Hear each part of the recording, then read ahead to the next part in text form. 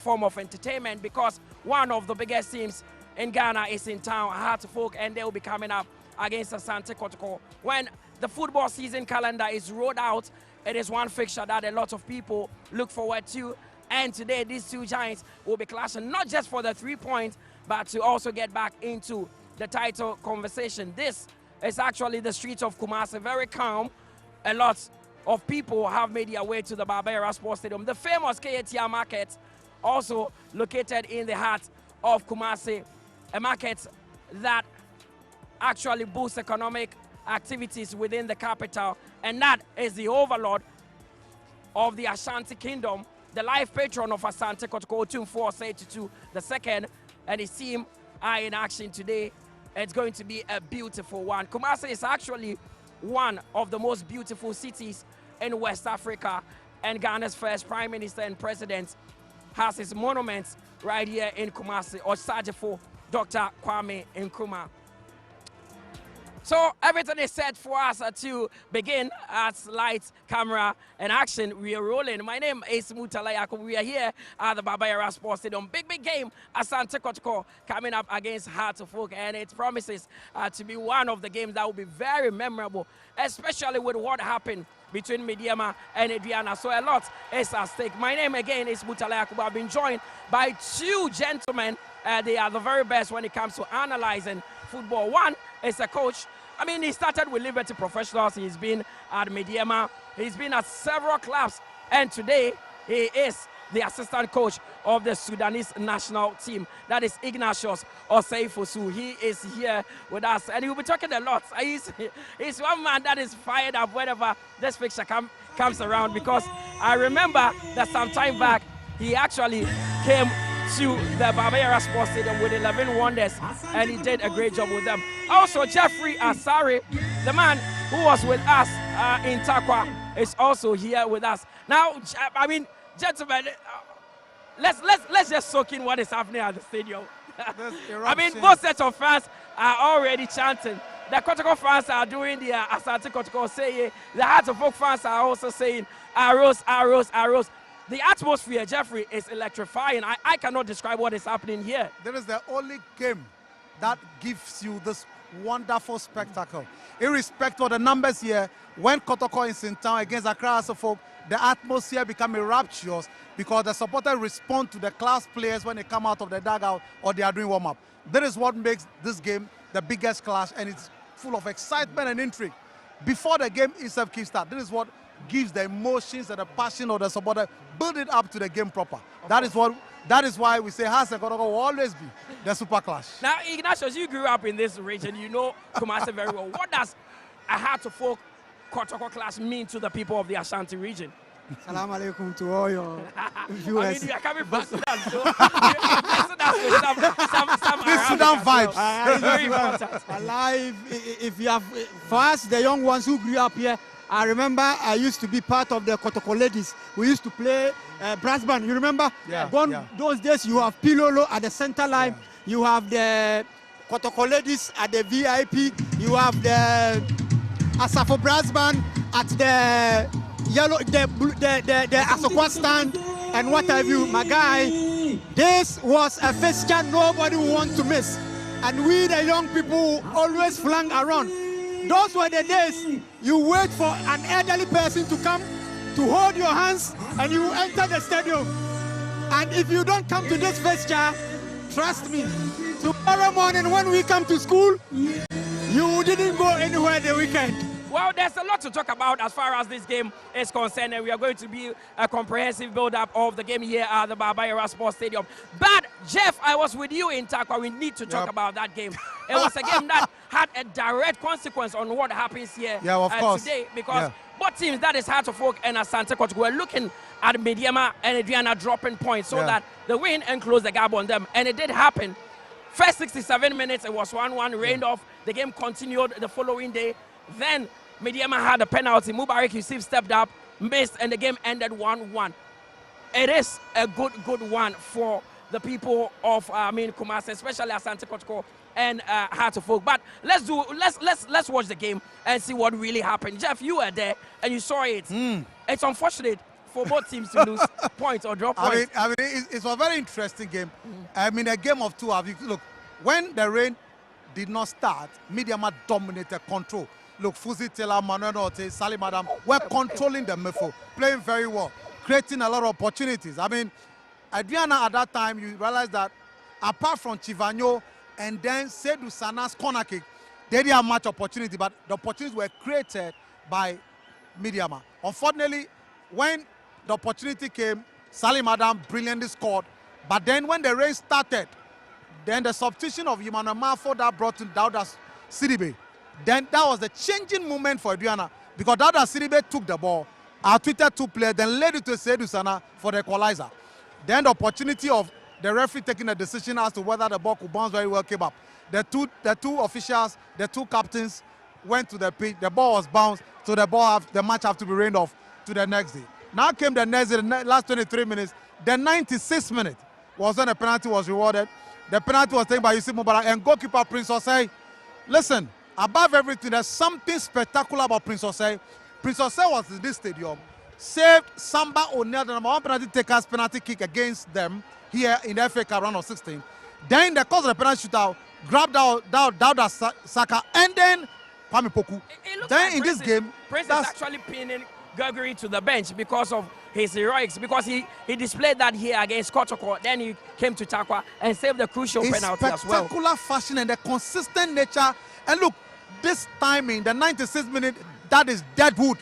That is Midiama scores and 2-1 win. And Midiama needed a 3-point to extend and make sure that Adriana loses interest in the league. Adriana also needs that draw to give them hope, because like I said, Midiama is going to Samatex. You and I know Samatex and Midiama is a grad game. Adriana will be hosting Oho United. They'll beat them, and then they'll move. They'll close the gap then to 4 points. You understand me? If Midiama is not able to draw that game, they will still remain at 4 points. So it's very tight for them. And for Adriana, it's a very good result. For Midiama, it's not. Of course. Now, I mean, Ignatius, you have worked in Takwa before. The TNA can be very horrifying for teams. Midiama took the lead through Salim, and they thought it was going to be a good day for them. Then Seydou Sana equalized. The game was played across 2 days, but it ended 1-1. One that is actually good for these two sides who will be playing here, Hearts and Kotoko. I think for me, it's always difficult going to play against Midiama, because they have a very well-trained squad. They have resources back them to deliver results. So and the travel arrangements for Ghanaian teams to Takwa, you know, when you go into Takwa, it's not easy. So before you get there, you're almost tired. Yeah. But look, I saw an Adriana side here last week in the FA Cup. Jeff, you were here with me, and you will come to recognize that they are a very determined side. They play to some pattern. They never forgo the pattern, even if they are losing. What happens is that they stick to their plan and believe that they will get the results. For Midiama, I have seen glimpses of what I call awareness. Once they are leading, you will come to recognize anytime they have gone away and they have taken the lead, the most difficult time for Midiama is to hold on to the lead, especially if the lead is slender. They have always not been able to, like as it were, churn out clean sheets very, very much on their travel. So it means that if you go toe-to-toe with them, you will get it. And for me, if Adriana wants to win the league, these are the games you never want to lose. These are the games you never want to lose, because against your direct rival, it is a 6-pointer game, although there's 3 points. So if you are able to get the results from it, you are on the go. Don't forget, in the reverse fixture in Doma, it also ended in a draw. But I want to find out from you, as a coach, when you find yourself in such a situation that Ibrahim Tanko is in, with Asante Kotoko and Hearts playing where either of them could win, does that actually power pressure on your side? No, it depends on where you're looking at it from. Because for me, if I'm in a comfortable lead like he's in, just win all your games. I have a game with all of them, beat them, and I still win the league. See, in league system, you will draw at home, you will win. Sometimes it is not even about your direct rivals. It is about the smaller teams. And I think that Midiama is picking up points against these small teams, and that is what is doing the trick. If you look at Kumasi Asante Kotoko, they are where they are because when you look at the teams they have drawn with, for example, I'm not saying Heart of Lions, it's a bad side. Yeah. But until they beat Kotoko, 11 games they had only won 1 game. And if in that match you cannot win as Kotoko, then you are not ready for the league. These are the games Mediama is winning, and for me, that's the most important thing. Forget about who is behind you. If you are running, you don't look behind. Just look forward and play your game. Well, we are talking about Mediama, but Adriana also got a draw. How important is that result for Shoba Aristica? Because they are also in the title conversation. Very crucial for him. That drawn game has put them to 37 points. And I can tell you that against Owo United, they will beat them to go 40 points. Now, the challenge for Mediama is making sure that the game against Samatech next week, they don't lose. If they lose that game, 4 points. Game on. Now, it's dependent on that way, like Coach was saying. How do Mediama fare against the smaller club which they are doing quite well? How about Adriana? Adriana lost her game against Vision. That's the only game they've lost. Those are not games you lose at home. You understand me? Adriana will go to Dreams, will go to Vision. How is it going to look like? You understand? Mediama has gone to Vision. Mediama has beaten Vision back to back. So those are the points. Those smaller clubs, how do you pick valuable points against them? It's not just about the 2 big clubs, but it's about those little small clubs, the points you garner from there. And that is what Mediama seem to be slightly ahead. Unless as a result of this wonderful 1-1, Adriana begins to pick those valuable points away also. Then will be game on for the 2 sides. Of course. Now, in the heat of the moment, Adriana Mediama, there's one team that is moving slowly and seems to be the biggest benefactor in all this. BBN Gold Stars. Of course. They are also in the mix. Of course. And currently, I can confidently tell you that they are leading Baseka Holy Stars by 2-0, yes. which means that they close the gap on Mediama. No, you see, they are the defending champions. Yeah. I always say that they shot themselves in the foot with that early season changes of coaches where that's what they shot themselves in because when you look at their quality, trust me, they have quality. Look at Apia Makati. This is a player who has had more than 10 years in the Ghana Premier League. Yeah. They have too much of quality. The guy who is leading the goalkeeping, Atakumi. Samuel Atakumi. Too much quality. Look at their goalkeeper from Bofuakwa. Yeah. He got 16 clean sheets when Bofuakwa was being relegated. Yeah. Last season, 16 clean sheets. So it tells you that they are a solid side. Yeah. But for managerial decisions of changing coaches, I'm sure they should have been leading the league. And it is good that they are picking up. And once they pick up their momentum like they are doing, and I remember when Didi Dramani was in Kotoko in 2012. You remember 2012-20 season? The same way it wasn't Didi. Kotoko was like far from the pack.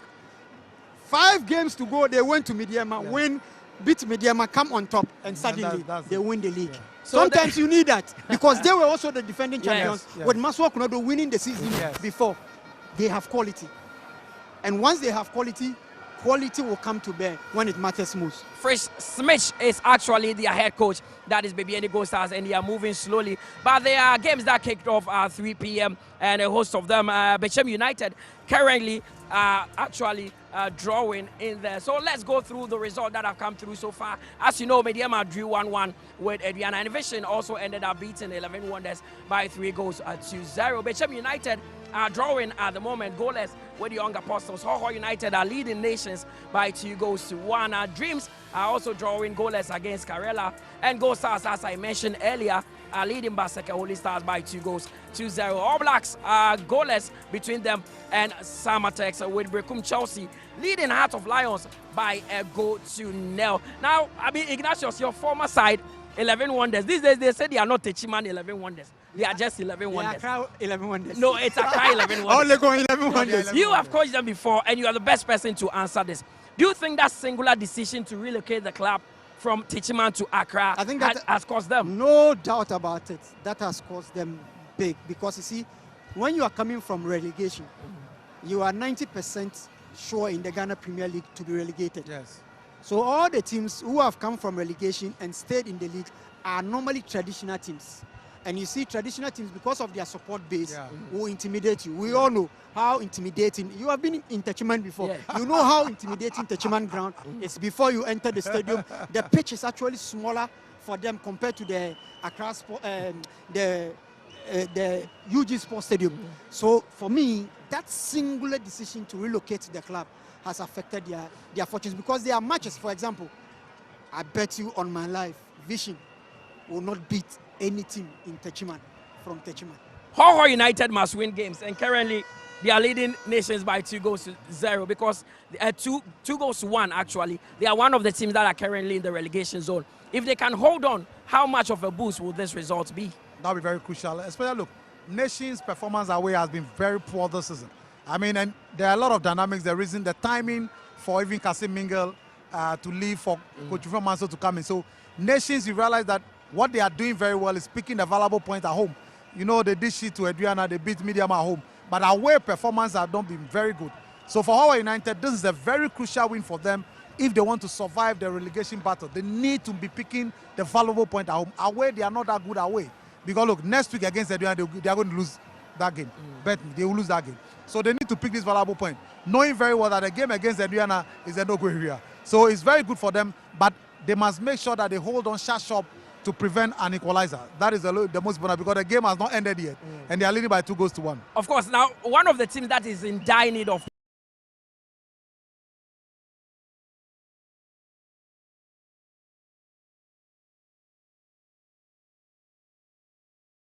Chelsea are currently leading them by 1-0. You know, it's always difficult playing the Golden City Park. Very, very difficult. Extremely difficult. It's not been easy for Samuel Boadu and my friends in Brikuma, Franen and Co. But trust me, I believe, and I have that singular belief that with the matches and how many points left and the home matches, I'm sure they will pick up valuable points at home because it's not easy going to Brikum to play and get points there. When Sweden All Blacks announced Kasim Mengo as their head coach, I saw his first 2 games and I was like, he's not lucky enough. He's coming up against Gold Stars, which he lost, and today he's playing a Samatex side that barely loses game. Yeah. They are drawing goalless, and All Blacks also need to pick up maximum points if they want to pull away from the relegation zone. Well, the timing is, I've always said, look, timing to bring in coaches is difficult. The coach needs to even understand the team, the psyche of the player, the temperament, attitude, the structure. He needs to make some adjustment. It takes time. But unfortunately, the games are coming thick and fast. That's the problem. And look, you are playing against Samatex. Samatex are one of the very wonderful teams, disciplined, very resilient when they are playing. What them again, Mediama twice that they played. They are very physical, they are very strong, very aggressive. So it's unfortunate that the pairings for him are very tight, but he should try and let the players be determined and see how they be able to at least pick a valuable 3 points because Samatex want to be in the top 4. And you could see that in the performance they display in the last 3 games.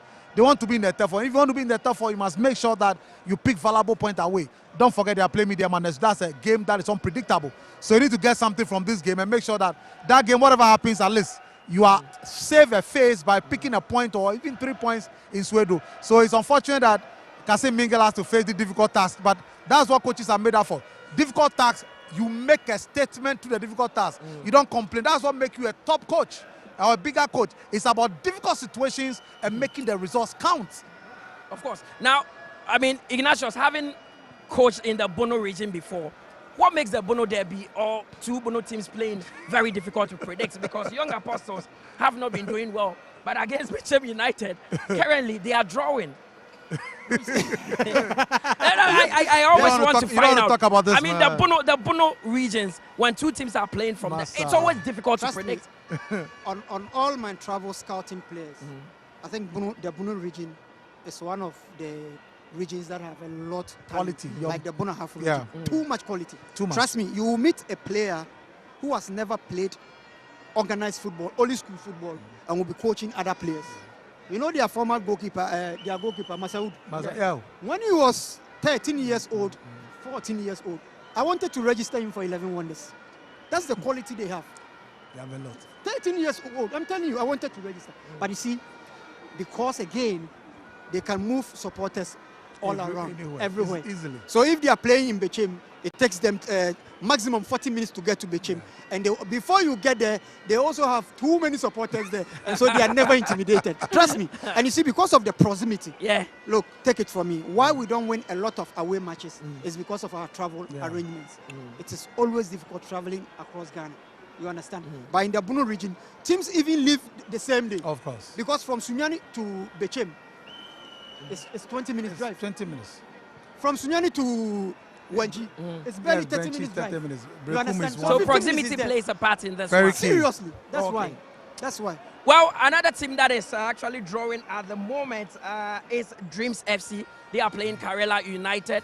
Winfred Dormon, he went to do. He was part of the 4 coaches that were sent outside for a FIFA course in Wales. He's back, and he's overseeing the side. They are drawing against Karela.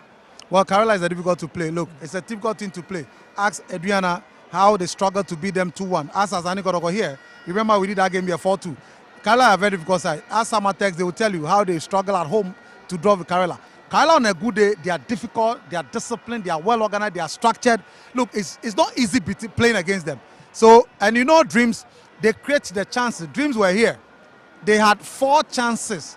Out of it, you are buried 2. The problem with Dreams and Adriana, in fact, Christian also had to make the mistake that led to Dauda said Sedibe's goal. They will play the quality football, create a chance. The problem with Dreams is converting of chances. That's the problem with them. So they'll play out a nice game. Unfortunately, their problem is the conversion. That's the problem. Look, when Hazard played Dreams, look at the second half. The first half, yes, Hazard had opportunity. Hussein Mohammed with Osman Rahman. But look at the opportunities Dreams had in the second half. But for Benjamin Asari, Dreams would have buried them. So Dreams' problem is not creating chance. It's not playing well, conversion. Of course. Now there's been a lot of managerial departures so far. One of you were talking about the Gold Stars and their coaching situation. They started with Frimpong Manso. He had to leave the club. Then Nanaya Amankwa came in. It looks like results were consistent. Then they brought in a Swiss manager to, the dissatisfaction of some fans. Do you think that singular decision to bring in a manager mid-season would be or maybe cost them at the end of the season? No, see, trust me, Jeff was talking about timing. The timing of managerial changes can do you and undo you. When most importantly, when the team is doing well. If the team is not doing well, you have no point. But when the team is doing well, like Bebiani was doing well, then trust me, once a manager comes, you see, in football, there is what we call group formation and group dynamics. So you form a group. Once you form the group, there will be what we call the storming stage. And once there is a storming stage, you will normalize. And then after the normalization stage is when the performance stage will come in. But most of the time, it is the normalization time that takes a lot of time. When it takes a lot of time, that is when you are not able to win games. Now, once you bring a new coach, don't forget, he's also going to form the team again. Yeah. So you will go through that period again. And which is the difficult It's part. like a cycle, and it makes it very, very difficult. So all these games are currently ongoing. Second half is being played, and once it concludes, we'll bring you the results. But here, we are discussing that big one, Asante Kotoko at home to Accra Heart of Oak, and it's a game that promises to be interesting, especially with what is at stake. A winner would see any of these teams close the gap on Mediama. My name is Mutalai Akubu. You are watching the Ghana Premier League live on TV3 and on your TV. We take a quick breather. When we return, we delve into the game proper.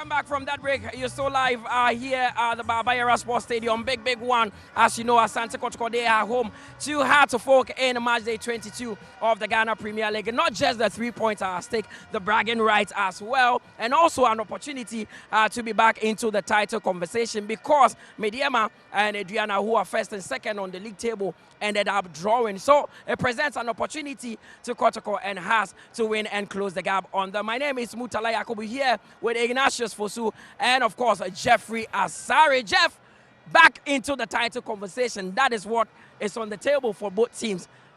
A draw here will not be favorable for them. No, especially for Accra Hearts of Oak. They have 36 points.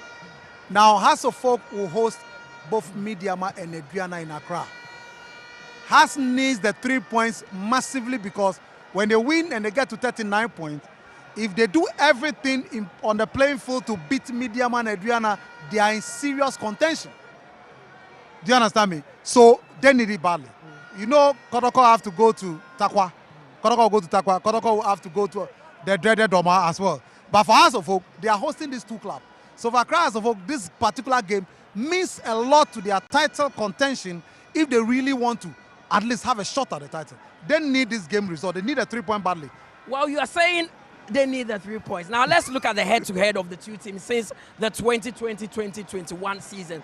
It's very important because Hearts of Oak have had some very good results here in the league, and they will be looking at getting another point here. Mostly, they draw at the Baba Sports Stadium, except that season where they played both home and away here, and Stevie Desimukwala, yes, if you remember, did them dirty. Yeah. That season, Asante Kotoko ended up winning the league. But, I mean, it's been a lot of 0-0 draws in that one. But that game where Kotoko did the double over them here at the Baba Sports Stadium to win the league. The last game they played actually ended 1-0 in favor of Asante Kotoko in Accra. But Asante Kotoko at home are always strong when they come up against Hearts of Oak. Of course. If you watch the 2022 when Asante Kotoko have to lose to Accra Hearts of Oak, you remember Zlatko Matic, Konedu Yadom's goal that he scored against them. Since then, Kotoko has always beaten Accra Hearts of Oak here. You spoke about Stevie Mokwela's 2-0 here. But then they went to Accra and did a 3-2 over them. Linda Mtange, Martin Karikari, Isaac Kopon, and then Mokwala, the 3-2. Then, of course, Abetamwa did the 1-0 here. Now, Morifin Donzo then goes to Accra to do the 1-0 over them. So, Hearts of Oak, the last time they won here was in 2009. So, it's a long time. So, Hearts of Oak have a lot to do to win here. So, this particular game, the dynamics are many. From Kotoko, Karim Zito leaving, Chief of Staff going to the training ground, Bantamaini going to the only former twice CEO of Asante Kotoko going to the training ground. Then also, Jabina Kente, the second of so those dynamics are going to, how well would the presence of those chiefs impact the Kotoko team? Don't forget the regional minister was also there, the mayor was also there. Hearts of Oak are coming to this game knowing that they lost the first game to Asante Kotoko. It's the same coach, Didi Dramani. How will it look like if Didi Dramani comes here? This is his former club anyway. Yeah. He comes here and does not fare well. What will be the technical decision that the club owners will be taking on him? He needs to make sure he gets it. If not, at least a draw here. The interesting part is that this is a club that Didi Dramani actually won 2 Ghana Premier League trophies. And those are the 2 trophies that he's won. And he says that it's a nostalgic feeling coming back to the Baba Sports Stadium. But Asante Kotoko have not lost in the league this season. So let's look at their last 5 games that they've played here at the Baba Sports Stadium. It's been a good one for them. So far, they've drawn 2-2 with Mediema. Then they ended up beating Dreams by a goal to nil. Then they won of Bechem United by 6-0 before drawing goalless with Brekum Chelsea. And their last game here saw them win 3-0 against Basel Holy Stars. Kotoko, by that FA Cup defeat to Adriana, have not lost any Premier League game here. Because in 90 minutes game, it was 0-0. Kotoko has not been bad in terms of their home performance. When you look at the results, the only drawn game was against Brekum Chelsea. They have been beating people 1-0, 6-0, 3-0. I think they have been fairly good, but when you look at generally their own ambitions, they feel that there are some matches they should not want, draw or lose. And for me, that is where their big issue is. I think they have not been bad, and it is always difficult playing Kotoko against Kotoko playing Kotoko in Kumasi, because this is a ground that is no-go area. I used to call it the Lions Den. For when I was a coach, it was always difficult. He used to call it the Lions Den, but he came here and got a draw against Kotoko to the frustration of the fans with 11 wonders, and he has become an enemy to the Porcupine. But let's look at the away side, Hearts of Oak, and their last 5 games that they've played as well. They've been also solid and strong on the road. They are one of the best away sides in the Ghana Premier League. But, their last 5 away games saw them lose to Karela by 2-0. Then they drew goalless at Adriana. It was a valuable point to them. Then they lost 1-0 at Mediema. Former Hearts midfielder Salim scored that goal for the Miners. Then they managed to beat Hohoi United in Hohoi by a 0-0. And their last away game was at the University of Ghana Sports Stadium. It's their home grounds as well, but it was an away game for them. And they won 3-0 against 11 Wonders. So they've been good on the road. Understand me? 19 points, 5 wins, 4 draws. That's very good performance. Unfortunately, their home performance is very poor. They are away, they are very good. And look, Hearts of Oak best game they played for the entire season. Their best game was the game against Adriana Star. They should have beaten Adriana by 4-0 in the first half. They play, and because they had creativity in Martin Karikari, in George Paku, in Mauli Wayo, in Amankwa Befi. So in that game, they played these 4 players. So they have a lot of creativity, their mobility, their movement, they were passing very well, unlike other games. So they created a lot of, look, Adriana struggled. If there's a game Adriana has struggled this year, it's that game and that game in Mediama. Hearts of Oak created all the chances, but once again, their story, they wasted them. So Hearts of Oak away have been, look, against Brekum Chelsea, they played so well. Mauli Wayo, Hamza Issa came to the party, they played so well, they would have scored even more. But for Forentry's performance. So when it comes to away performance, Hearts of Oak has been very good this season. Well, now you say Hearts of Oak have been very solid. One of the things that is giving Asante Kotoko fans a lot of confidence going into this game is their last 10 matches that they've played against Hearts of Oak. They've had some very, very good results. The last game actually saw them win 1-0 against Hearts of Oak at the Accra Sports Stadium. Yes. This time, this is the last 10 home games that Kotoko have played against Hearts of Oak.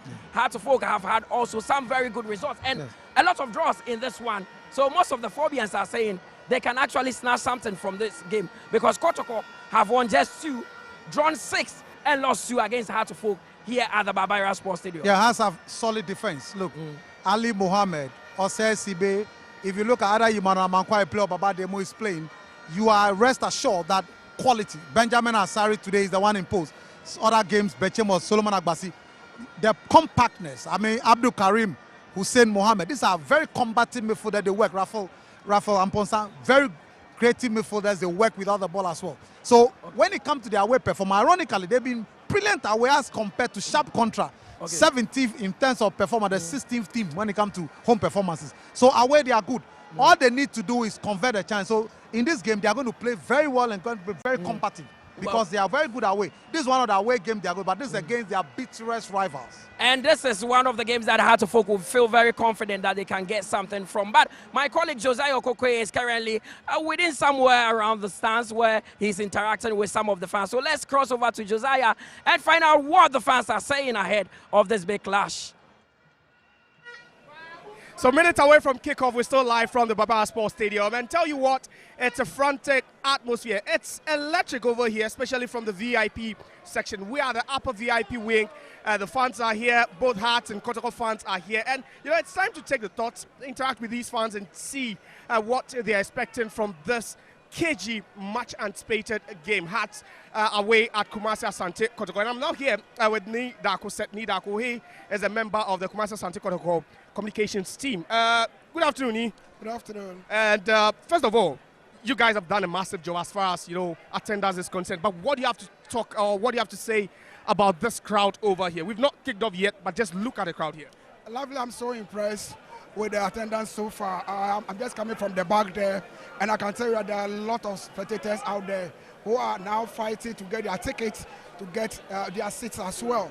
And I think we really need to appreciate the supporters and how they have responded, even though with recent performance, though it's not good for the supporters, but at least they have listened to the plea, both the supporters, management, and the playing body. Interesting. But you are a Kotoko fan, out and out. I know you only have one wish, for this game. But what are you expecting from this game? I'm expecting a very good game. one from officiating. We did fair officiating from the officiating officials.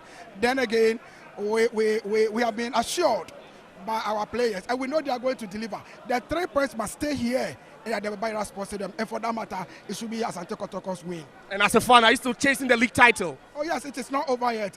We have 39 more points to fight for, and most especially Midiama drawing yesterday is also a motivational factor for we as Asante Kotoko, who are also contending for the league title. And it's not over yet. We will still fight until the end of the last game. All right, so Kotoko fans believe that they have to fight until the very last game of the season. Midiama drew on Friday, so it opens the door wide for these two teams to actually close in on the league leaders. How about another fan here? You're a Phobian, right? Yeah, I'm a Phobian. What's your name? My name is Abu Haruna. I come from Ankranso. Oh, you're from Ankranso. Now, and then the Ankami who are red net dorsal. Now, Phobia, dear, then I'm expecting, and then what they share rivals, no, what are you expecting? Then I'm expecting from this game. I'm say, and then the Indian share yellow, no, and Kokona no, so no, and I need you. Because Kokono share, I need Yanya brother, by yellow na share, and I need you, you won't have one ever need to know. And then me share alone. It's a poor GDS and we win it. Oh, you were GDA because what here Kotoko share check. We know so no, Yadia, Yalas Nina go away so because Kotoko share we are, Yanuma Guase, and the boy, Mimi who say you have 3 points at a quackra.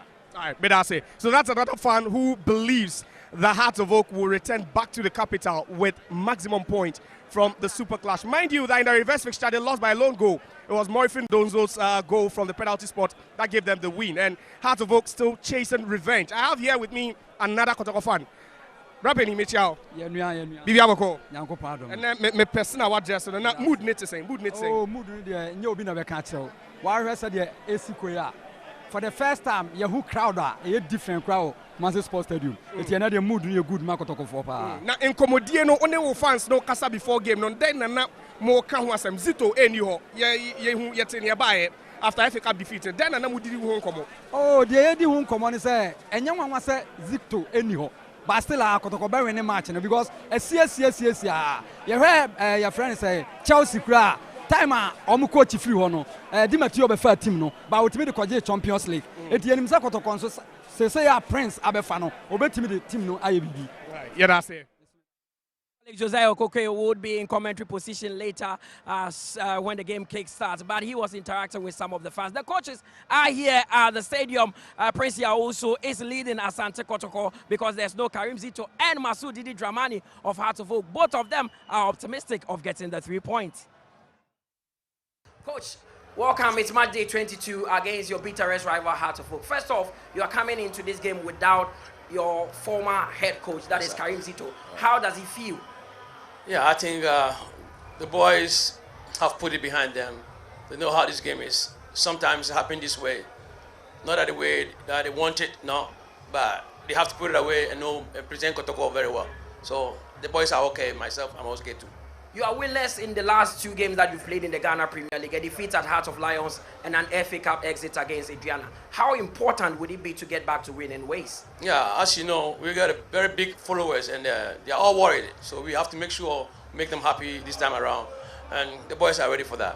When Adriana lost against Nation, you had the opportunity against Lions and you also didn't take it. How important will it be after Adriana drew against Midiama? How important will it be for you to win today? Yeah, it will be a very good heads up for us because they've dropped some points and then maybe we close up the gap between us and them. So we will be very, very happy if we win this game to close that gap up. And finally, you are coming up against one of the best defensive sides in the Ghana Premier League. How do you plan to break them down? Yeah, we have kids that can do that job for us. We are happy with them and practice this week has been very, very impressive. So we know we'll break that defense down. Coach, wish you all the best. Thanks so much. Coach, match day 22 against your bitterest rival, Asante Kotoko. The last time you drew against Bechem United, you said it was a missed opportunity. Another one has presented itself. How ready is the team for this big clash? I think that every week comes with its own anxiety and then its own preparedness. And so this is just one of them, but it is clouded by its own, pre-match festivities and then pre-match personalities and then pre-match character. And I think that what live to stay in these games is all about carrying your personality and also showing a tough mentality and showing playing character. And I think that this is what every coach, every player, every fan knows the importance of this game. You won 2 league titles here in Kumasi. How does it feel coming back to the Baba Yara? For me, I think that it's one of the very toughest grounds to play in because of its fluidity in terms of fans, both house fans and then the Kotoko fans. They show their enthusiasm, they show their ownership in terms of how much they like their clubs to triumph. And I think that this whips up the intensity and then the performance level of players. And so I just think that we need to live up to the pre-match billing. Coach, we wish you the very best. Thanks very much. Well, the most anticipated match on the Ghana Premier League calendar is once again upon us. We are stationed at the famous Asafu Station to gauge and capture the mood of fans ahead of the super clash between Asante Kotoko and Accra Hearts of Oak. I will not come and play against Kotoko and I'll be expecting a defeat. I'll be expecting us to win the game. So it should be a must-win game for us. So I'll urge my fans, especially Hearts of Oak fans, to make sure they come in their numbers, come and cheer the team and let's win the game. Well, being a Kotoko fan, I'm expecting my team to win by a long goal difference, maybe 2-1 or 1-0. Yeah, Kotoko has here but recently, which means Kotoko inside the house, so no determination. Promise on the Amakotoko for the Oshima at the Tower Bontin, I just am Kotoko being they are bored, but if you back Kotoko has score like a bit way too near. The house for 2 mutai class of Basil, but Crowder, and they are Kotoko, and a domatic ever come from. And only there cry, and on to address the aircraft, and they are 1 nil pet. To a House of Folk, and I don't know. House won't do free as some can do a pay. And then there, Kotoko for only a day cry, a show Monday. You better say on Monday, you've been really born in there. I need to the mapper, maybe support to House of Folk 2-1, sure. What I would say is Kotoko is certainly going to win for today's game. Certainly. And sure, I'm sure they are going to win. Kotoko show musa sabia na ahye dia no mba beto mo medo nyame no ndusuo beko ye show mu kasi 1 pe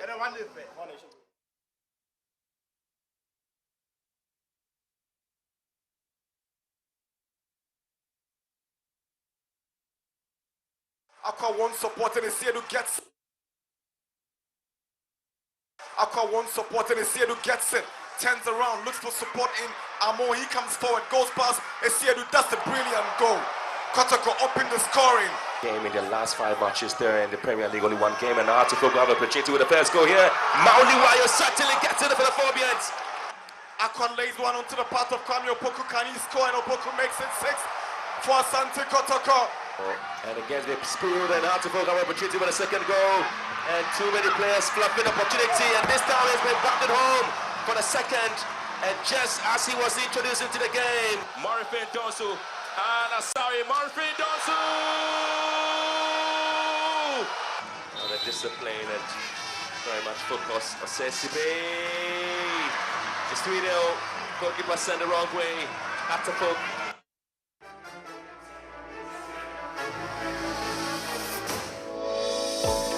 In the heart of Ghana, a nation rich with natural resources and vibrant culture, lies the Ghana National Petroleum Corporation, a beacon of excellence in the energy sector.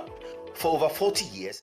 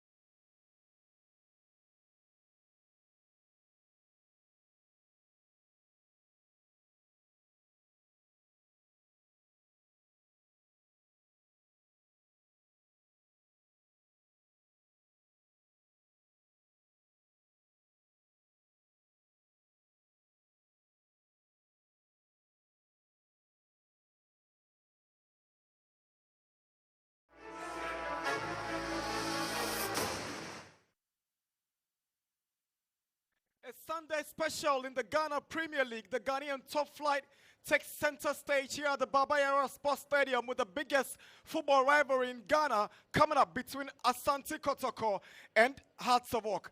This is the super clash here in Kumasi. Beautiful weather on 33 degrees Celsius. This is indeed a super clash.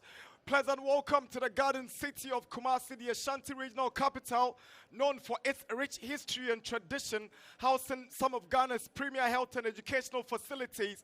And the beautiful historic story of Okomfo-Anokye is the big one here in Kumasi for visitors and newbies here in the Ashanti regional capital. Of course, here is a big business hub, and the undoubted reverence for the king is here for everyone to see. But it's something that brings everyone to gather in the garden city on special Sundays like this, then it is the football between two of the biggest sides in Ghana, Hearts of Oak and Asante Kotoko.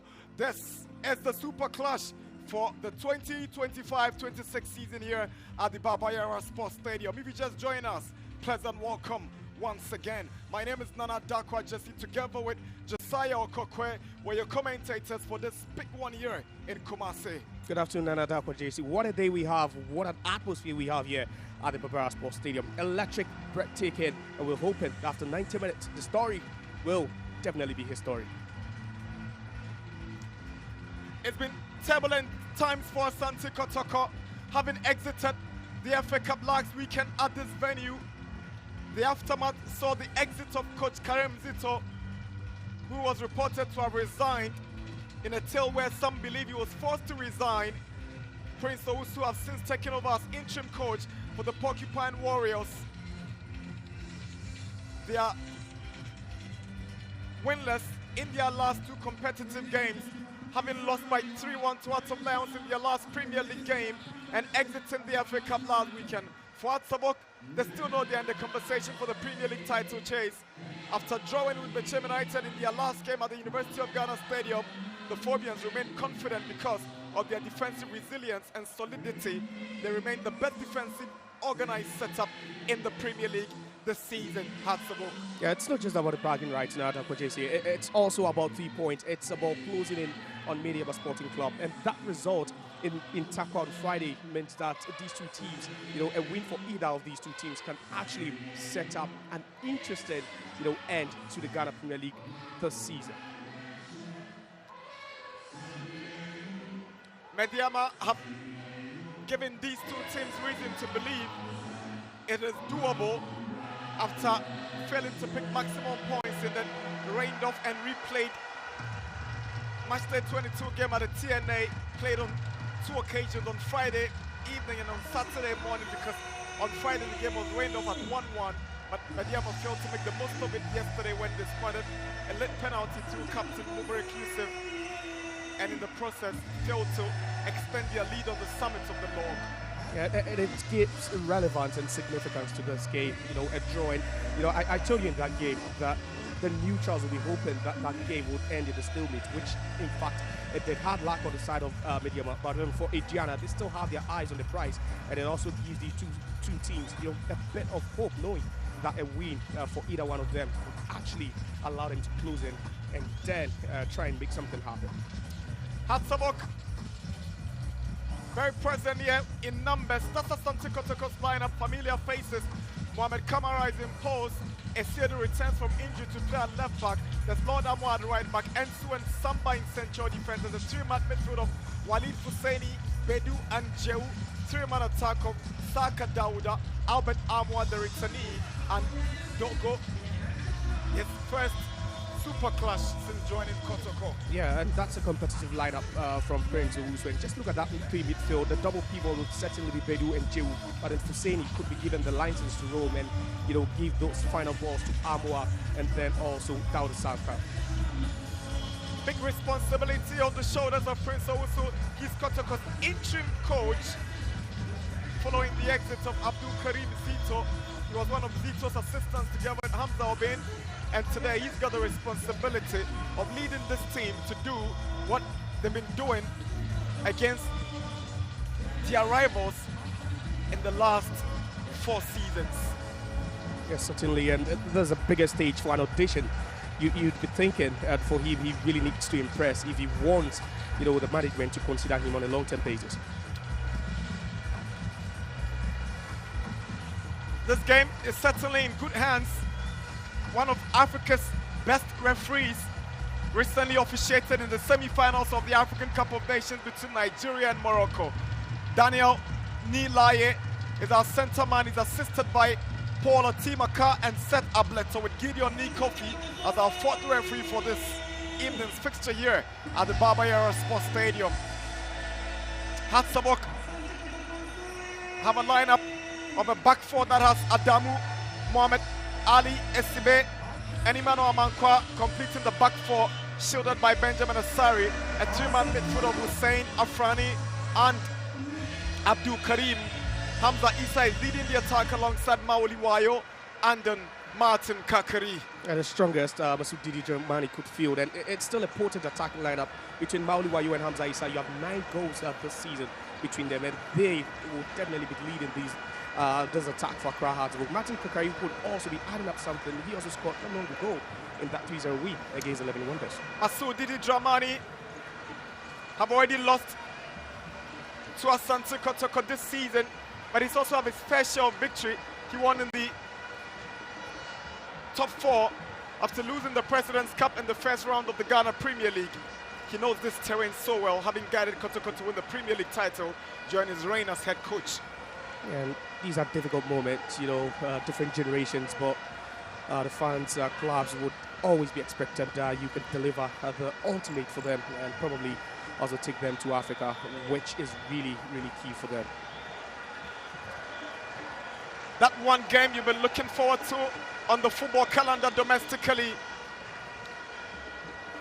That game that brings the nation to a standstill with all focus and attention here at the Baba Yara Sports Stadium. It's a super clash between Asante Kotoko and Hearts of Oak. Wondering what Abdul Karim seems to be telling Daniel Nilaye right now. Yeah, obviously, just what any football lover would want. Just fair officiating. But for Nilaye himself, he's really announced his presence on the African continent in the last couple of months. Hearts of Oak, dominant white with the rainbow colors and purple with Kotoko in their dominant red and white jerseys here at the Baba Yara Sports Stadium. Benjamin Asari is leading the Phobians once again. No more rotation. In that last game they played, it was Solomon Agbasi who kept the pose in the drawn game against Richmond United. Asari returns to take his place as Nilaye takes a look at his watch and puts the whistle to his mouth. There we go. Game underway here at the Baba Yara Stadium. Is Kotoko who gets us going with Samba O'Neill launching a long one into Hearts of Oak's territory. First goal kick of the afternoon. Early incursion by the Kotoko captain, Samba O'Neill.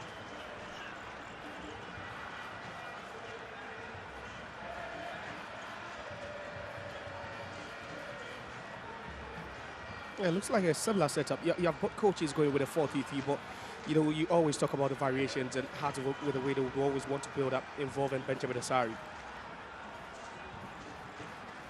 Under Didi Dramani, they've been comfortable playing from the back. Try as they keep their defensive organization tight. They're equally comfortable stringing passes and initiating moves from the back at the book. Yeah, you talk about stable and consistent defense, and they are there. They are top of that table. Hussein. Here is Martin Kakari. Very good on the ball. Tries to switch to Wayo. Good touch from Wayo. Hamza Isa for Hearts of Oak. Upon front, it threads one to Wayo. Kotoko takes possession. Here is Jehu. Good movement from Jehu. That's what to hang on. Lovely run. It's a fair challenge from Hussein. Hearts of Oak will take possession, but Jehu stays down.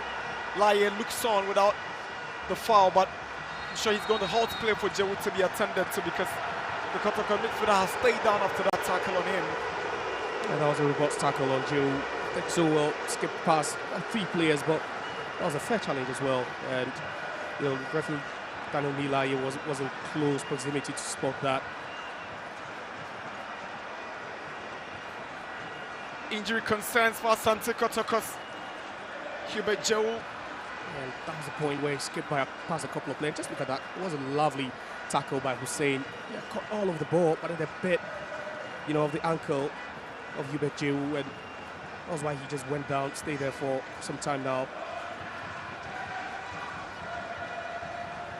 Beautiful scenes. That's the ever-present Porcupine Tertiary.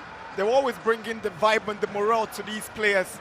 And I'll tell you what, they could be chanting throughout the entire duration of the game. Yeah, they are. And sometimes even 30 minutes after the game ends, you find them there. They are vociferous, aren't they?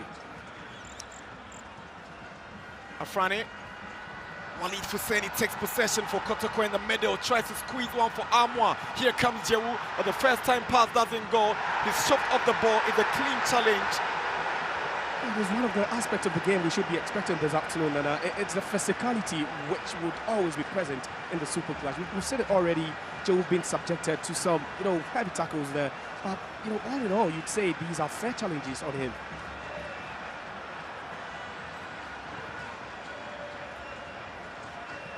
Saka Dauda, good turn. Aiming at Jewu. Lord Amwa makes the run, checks onto the right side, tries to swing in across. Flicked away by Amankwa. Here is Dogo Yakubu. Gets the throw in from the boot of Amankwa. Oh, that's so well to hang on. Some exhibition of strength there from Dogo Yakubu, playing from the left-hand side today. He'll be taxed to be cutting in. Esiedu goes with a long throw. Esibe heads it down.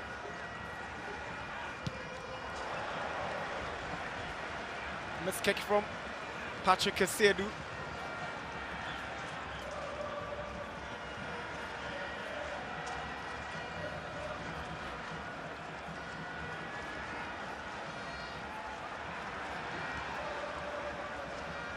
There is Emmanuel Amankwa for Hearts Walk.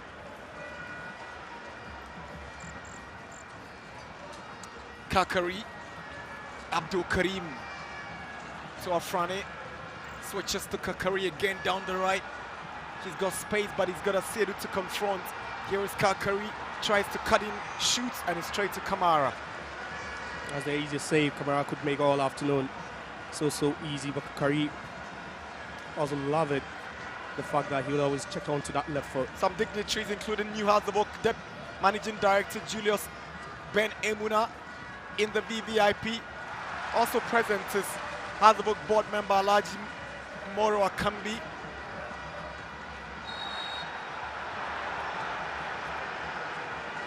Yesterday they held a meeting at the famous Chapter 9 grounds at Asem in Kumasi, where the managing director spelled out his vision and what he intends to do in his new role.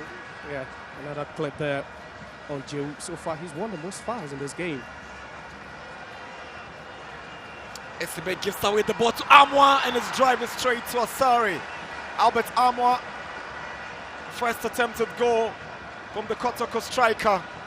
That's why they will have to keep an eye on him. Albert Amwa, so mobile, spontaneous at that point. Just hits it on the volley there.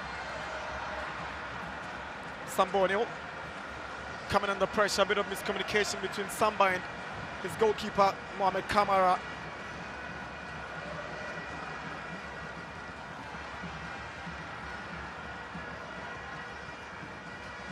Here is Jewu. There's a brilliant switch to find Yakubu Dogo, and Lord Amwa is sprinting on the right side. He wants to provide an outlet. Dogo goes through the middle, and Jewu will pick it up. He sees Lord Amwa. That's what to find Amwa. Kotoko trying to initiate something positive. Here is Prince Bedu, sends in a cross. The clever header back by Amankwa to his goalkeeper, Asari. You need some level of confidence to execute that from Amankwa. Yeah, he also kept his head up, and he saw that danger lurking right behind him. Just comfortably had to control that with a chest back to his goalkeeper. You talk about the most consistent department in this Hearts of Oak team, and it's certainly that defense with the most clean sheets in the whole of the division. Kakari is a lovely ball to Hamza Isa. As Hussein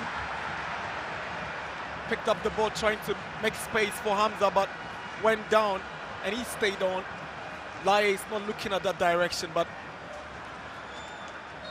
he's got to call for Hussein to be attended to. Yeah, it's similar to that foul or that tackle on Hubert Jew some minute to go, where he showed a bit of the ball and it was a clean tackle. This time, yeah, just no protection at all from Hamza Isa, and you could see the leg being stuck in there.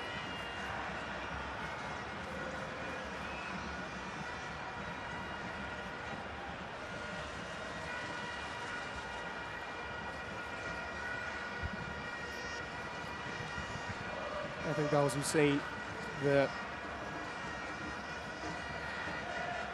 He should be okay. He should be okay. And now you talk about the physicality, and we've seen this over the years, especially in the Super Clash, where you have some robust tackles and all that. I think the opening minutes has really given us a feel of what to expect in the remaining time.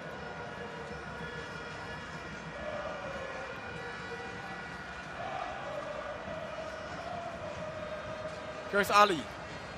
Not on the same page with Adamu, giving away possession so cheaply. Ali. He expected that run from his teammate. That was never made. Ansu wins the ball at the expense of Hamza. Sambo O'Neill falls to Kamara.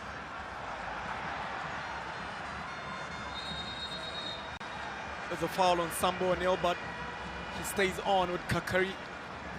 Going with his boots, just going off. It tells you how strong Samba is. They just felt that contact from Kakari. Kakari goes down, Samba doesn't. Ball at the back. Good play from Afrani. Here is Emmanuel Amankwa. Brought down from behind by Saka Dauda, and Amankwa is unhappy with the challenge from Saka Dauda. That was a bit reckless from Saka Dauda. Right from the back of Emmanuel Amankwa. And Emmanuel Amankwa does well with the space here. He's trying to find an opening for himself. Until by Saka Dauda.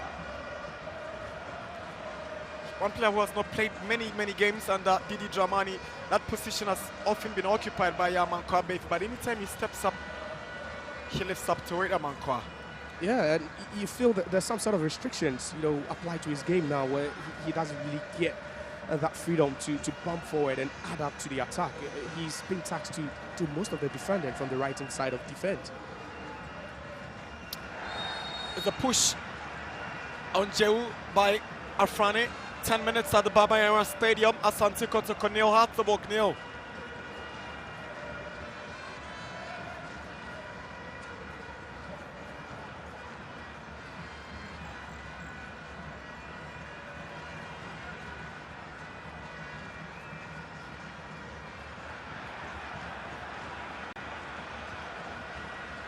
Sambonio steps forward. Poor ball. Afrani takes over. Here is Maoli Wayo. Now Hussein. Kakari. It's a good tackle by Patrick Kesiedu. Kotoko gets the advantage. Yeah, great tackle. Just timed the ball, won it perfectly. But Hussein wasting too much time on that ball. Kakari was asking for it. He was in space, but had to take one too many touches before finding him. Hamza Isa will step up and join Prince Owusu. These two were assistant coaches under Didi Dramani, and now Owusu takes charge as interim head coach with Hamza deputizing. And here comes Saka Dauda, checks onto the 18-yard box with his left foot, but there's nobody in right to connect for Kotoko as Hazabok tries to turn defense into attack. Lord Amwa curtails the movement of Wayo and steps forward. Here is Amwa to Jehu. Good interception from Hussein. Yeah, they're making inroads now. They are making incursions. It's so easy for them. It's one long pass to the left-hand side. A cutback was good into the central area. A no Kotoko player attacking that area. Lord Amos throw in. There's a flick on by Dogo and straight to Asari. You talk about teams, maximizing the use of these long throws, and we've seen it. It's pretty rife these days. That was an efficient one.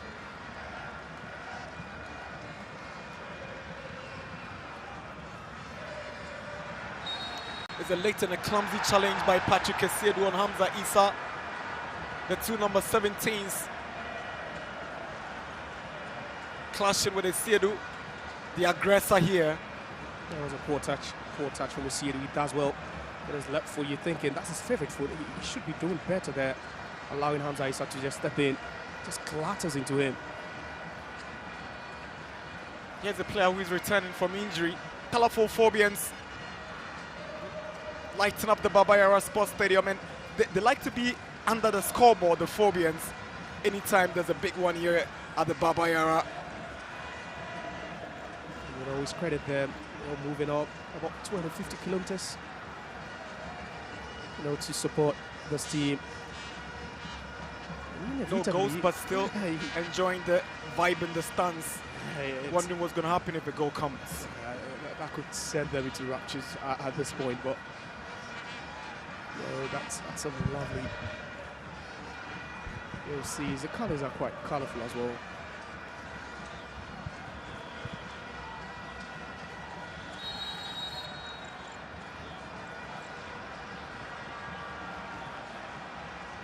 Martin Kakari to take the Atsabok free kick. Whips one into the box, and Adamu heads it. Kamara, and the Phobians have the opening goal at the Baba Yara Sports Stadium.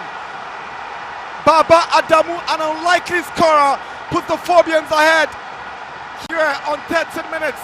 Asante Kotoko 0, Hartsabog 1. It is Baba Adamu. He set the Phobian fans into wild celebrations under the scoreboard. They've silenced the Porcupines. Baba Adamu puts the Phobians ahead with that looping header, and Mohamed Kamara struggled to deal with it. It's Kotoko 0, Hartsabog 1. Prince Owusu and Hamza Issa have got a lot of thinking to do now. Definitely, but then such a terrible ball to concede there by Kamara. Lost his footing, just no man's land. A lovely delivery from Kakari and a glancing header. He had to improvise, facing post. Just look at that. Just flick that one. Counted on his luck, and I think Kamara is at fault for that one. His positioning let him down at that point.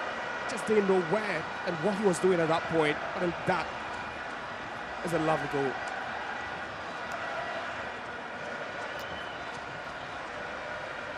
Kotoko tries to respond here is Dogo, but there's a foul against Dogo.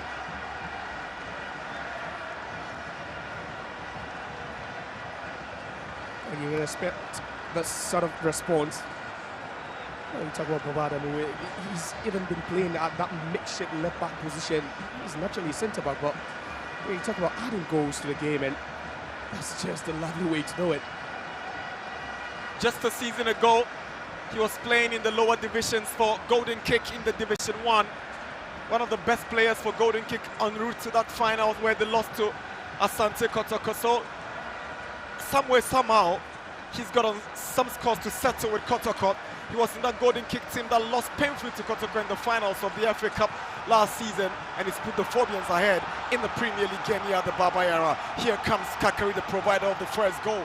Kakari onto his left foot, checks onto the 18-yard box. Hussein goes for it, but Amwa gets it away. Here's Abdul Karim to Hussein. Checks onto Wayo. Wayo with a cutback, but there's nobody for Hartsabok. Not too acute from that Wayo, from that left-hand side. Lovely way to just work their way into the third half again. Walid Hussein is trying to find Albert Amwa, but Benjamin Asari does well to get the ball out of danger for the Phobians.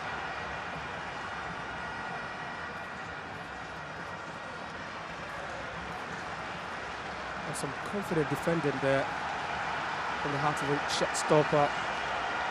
The flick with the head, then had to just hit that one in field. Has the confidence to execute it.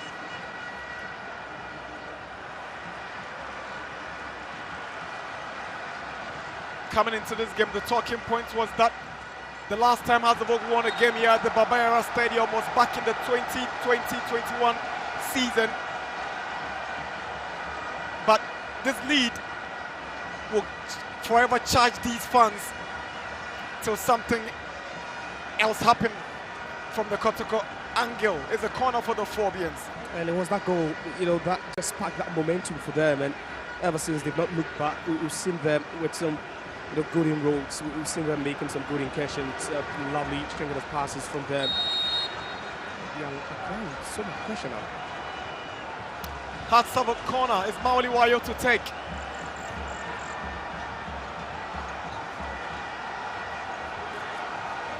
Wayo goes low. Abdul Karim is late for it as Dogo takes possession for Kotoko. Sends one to Jehu.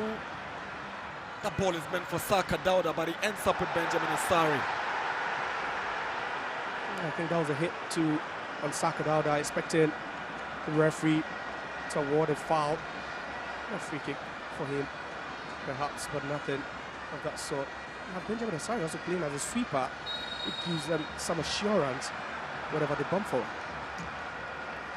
I've seen Daniel Laye flash his yellow card. He flashes yellow card to Emmanuel Amankwa. I think the replay gives us the benefit and just that. An outstretched arm into the face of Patrick Essiedu. I think it was a good call. He had to protest initially, but that arm was in a natural position, just all over the face of Essiedu. That slows him down a bit after going into the books of the referee.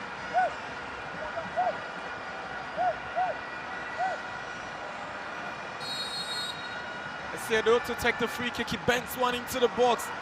It's flicked away by Esibe. Esibe indeed had the final touch. It's a corner. Sambo O'Neill appeals as a handball. It's the entire Kotoko team appealing for a handball at that point, and the protest will continue. But just look at the replay again. It was the hit into the box, and yeah, an arm goes up there. Not so clear. Not sure whose arm it was.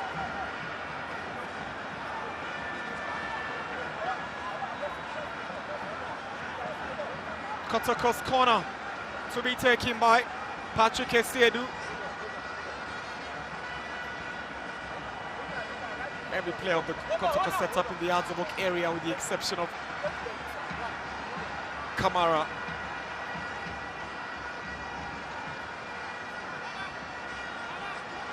With about 7 of them in the 18-yard box. Desperate for an equalizer.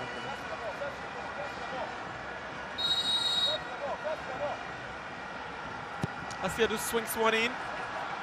Header comes in from Ensu.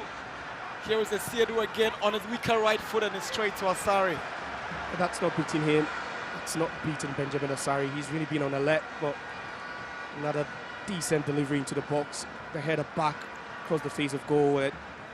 Kotoko showing everything now. They really need to claw their way back. It's 20 minutes at the Baba Yara Stadium. Kotoko, the home side, trailing the visitors. Hazleburg, the arrivals, by 1-0. Scored by Adamu. Hazleburg player down. Abdul Karim.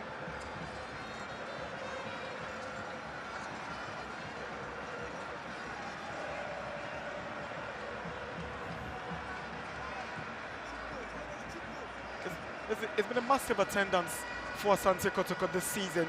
The fans have really showed up this afternoon, and the disappointment for them will be they are trailing their rivals by a goal after 21 minutes. Yeah, but they'll still keep their beliefs high. You know, this fixture seldom comes around. In 9 months, you only have it twice, so they always want to enjoy this one when it comes around.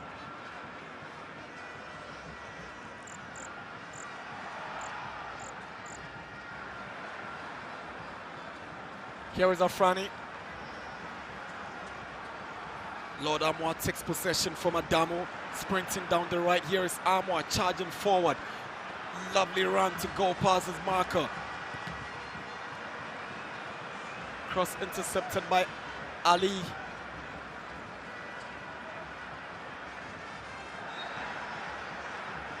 It's a poor challenge from Walid Husseini on the goal scorer Baba Damu. Is a foul. Free kick for Hatzabok. Yeah, clear trip there. Baba Damu been decent, very, very consistent at the back. And as well, those long limbs trying to use it to his advantage. And Walid just not having any of the ball at all.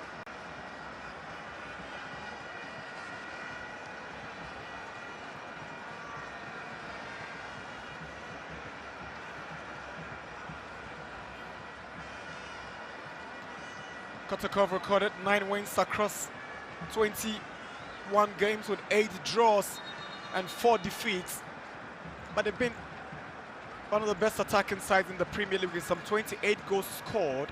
Hatzabok have come up with a fair substitution.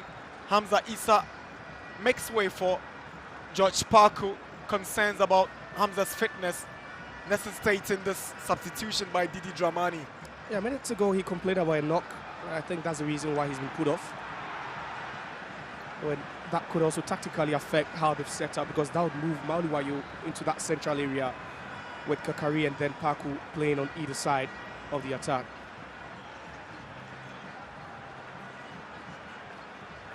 Kamara gives the ball away to Mauliwayo. Chance for Hatzabok to get a second. Mauliwayo flops the opportunity. It was a golden chance to put his side 2 up. Perfect gift handed Wayo. Could have slotted it first time. Exactly. He just didn't know what he was doing at that point. Too many touches for me. Moved, made that angle even too tighter for himself. Just look at that. Another tight angle and trying to just cut that one back into the danger zone. Too many touches, Wayo.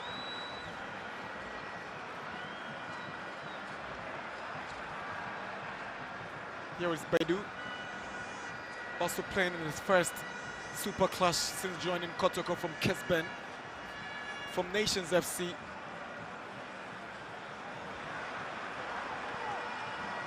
Walito. Saka Dada, Walid Husseini up. Hatzabok very well organized defensively. Yeah, and that's what Neymar Walid gives you whenever he's on the ball. He's able to find those spaces, with so much ease. Able to ghost his markers as well. Just that one incursion really causing trouble for Hatzabok. Amos header away by Ali.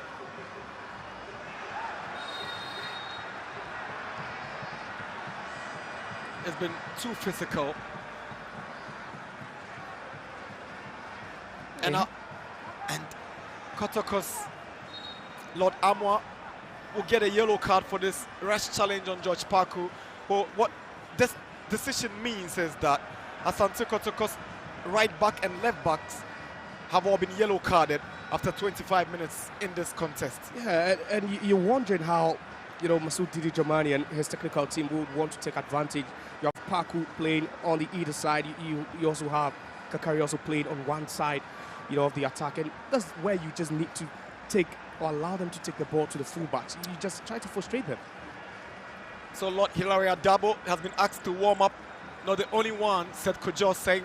So Kotoko will have concerns in midfield because it's obvious that Walid Husseini, Prince Bedu, Jehu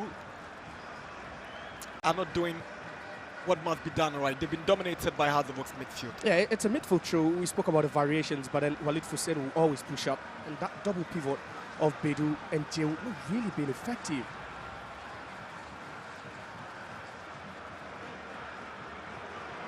Ali wins the ball from Dogo. Jehu shoved off the ball by Adamu. Is a clear push, but a fair one, of course, according to Daniel Lai. Here is Jehu. Tries to go long and it's straight to Asari. Now the attack of Kotoko looks a bit non-existent. Or they are not able to find men in wide spaces now. It's becoming too comfortable for Accra Hatzabok at this point.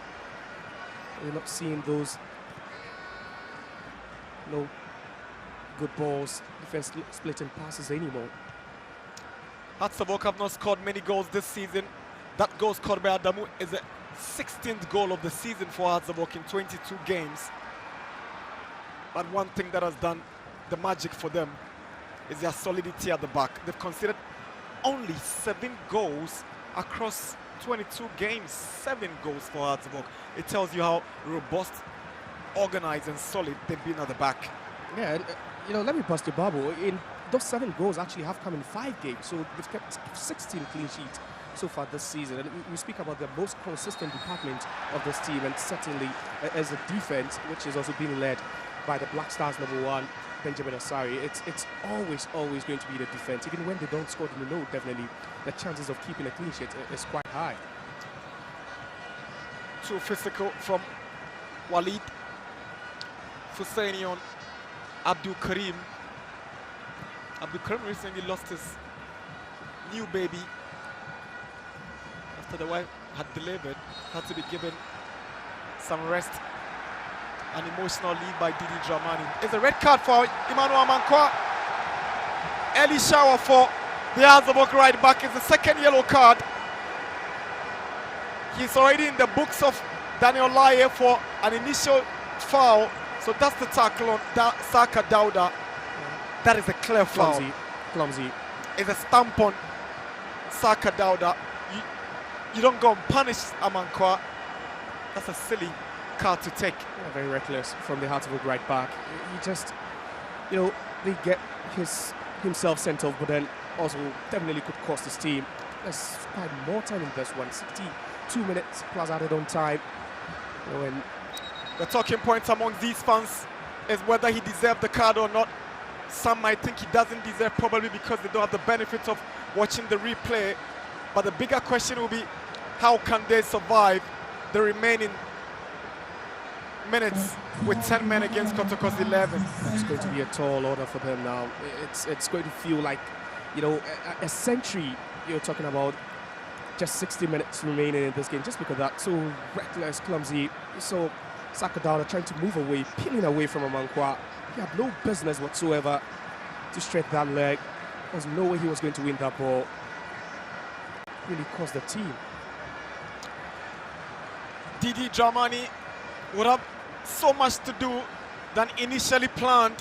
He's got to go through the entire remaining minutes with 10 men.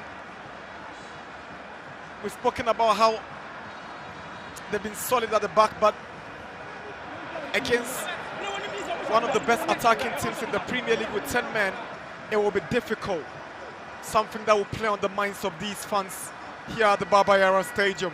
The only advantage now is you have a 1-goal lead, but how do you defend your lines with 10 men against this ruthless Asante Kotoko attack? And that's where the problem is. You'd have to do it, minute after minute. And you'd always have to keep your concentration levels, very, very high. But it was clumsy. It was just clumsy from Emmanuel Amankwa. He shouldn't be doing that, and that would definitely lead to some tactical tweaks already. We've seen Hamza Issa being taken up after picking up a knock. He's been replaced by Paku, but defensively, you're wondering, who are they going to sacrifice? Who will go off? Because now you need someone to slot in at that right back role. We're going to see the tactical tweaking from Didi Dramani, what he's going to do with 10 men moving forward here at the Baba Yara Stadium.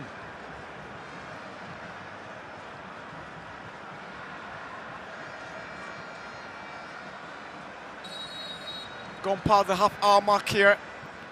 Kotoko trailing the Phobians by that solitary goal scored by Baba Damu.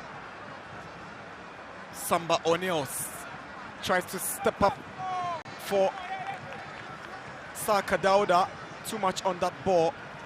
After 30 minutes, it's 1 goal for the away team, but they have to endure with 10 men for the remaining minutes because Emmanuel Amankwa just got sent off for a second bookable offense. And you look at the tactical position and nothing has really changed. That side of the pitch looks a bit vacant. You're wondering who would slot in over there for Masoud Didi Dramani. Maybe he doesn't want to tweak anything yet. Maybe he just wants to allow the team to play, for some time, just adjust to the situation, which is very, very key as well.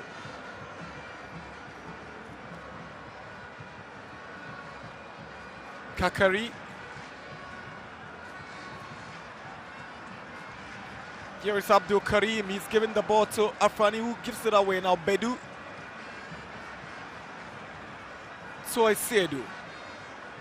One of those players also on a yellow card. Ensu. Joe. Kotoko have played 10 home games this season. They are yet to lose at the Baba Yara Stadium, but the Phobians have pegged them back here. Here's Joe. 6 wins and 4 draws so far for the Porcupines this season here. Here is Dogo. Joe. Amwa. Somebody was delivering to the box, and Ali cleverly shields the ball and allows Asari to pick it up. That's clever thinking from Ali. Yeah, and he's instructing them, you need to keep your concentration level very, very high at this point. He does well, reads the ball carefully, shoots it for the goalkeeper.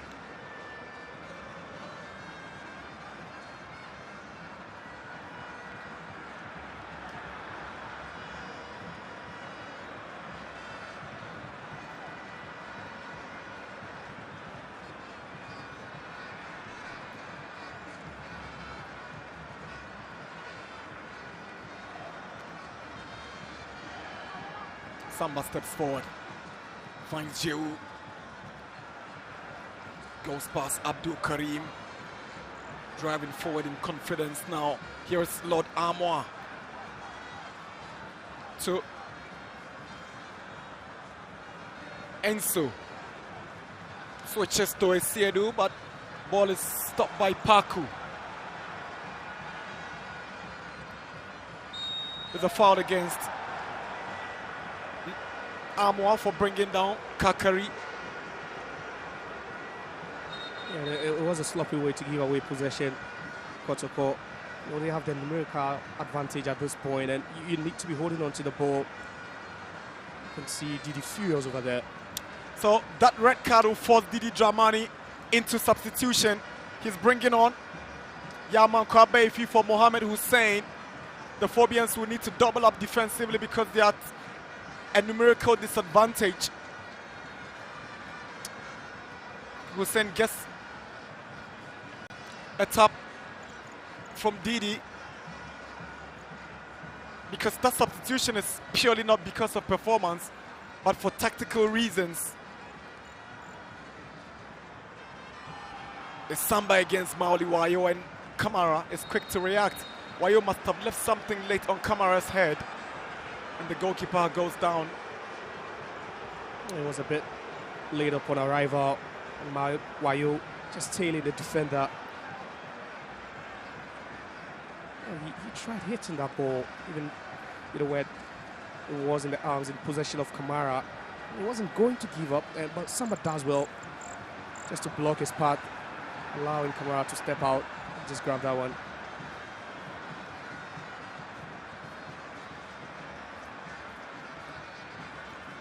Lord Amwa for Kotoko.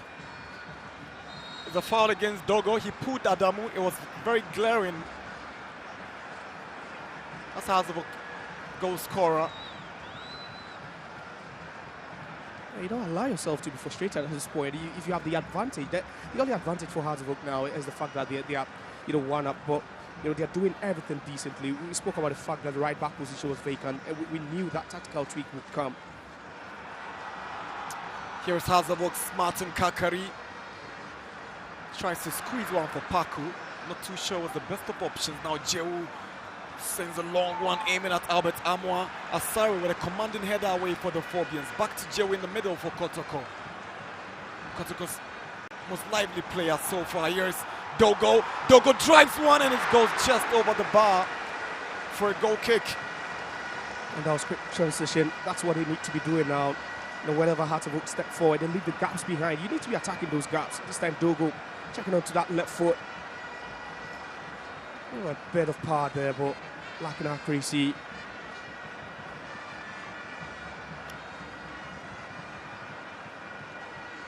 Yet to open his scoring account since joining Asante Kotoko in the second transfer window.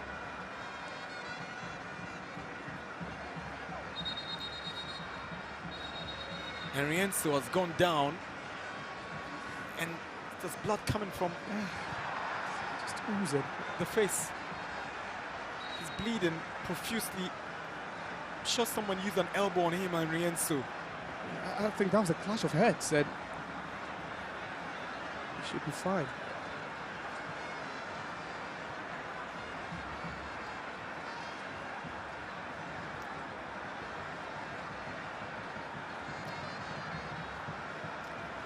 I see Didi Dramani knows the remaining minutes will be crucial, having been forced into an injury-based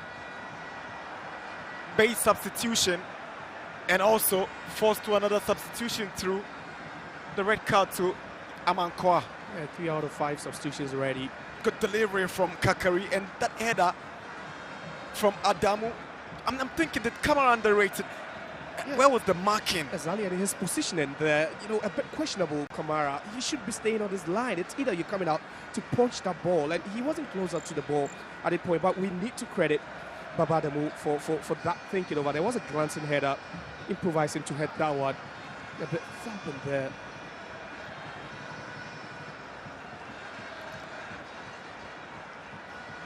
They ain't giving up. Down, but still vociferous.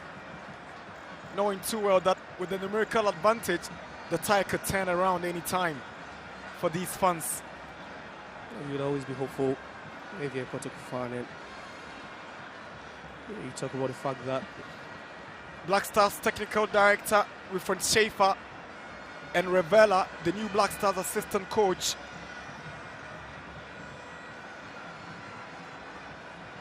I think they could be pleased with the performance they've seen from the Black Stars goalkeeper already.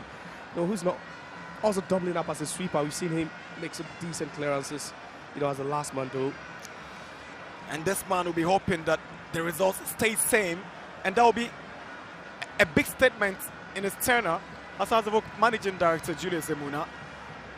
Yeah, especially beginning your tenure not long ago when you have the super clash, coming around, and a win would really, really be good for him. As the club also chase down Mediama at the top of the table, for him it would really personally be a good achievement.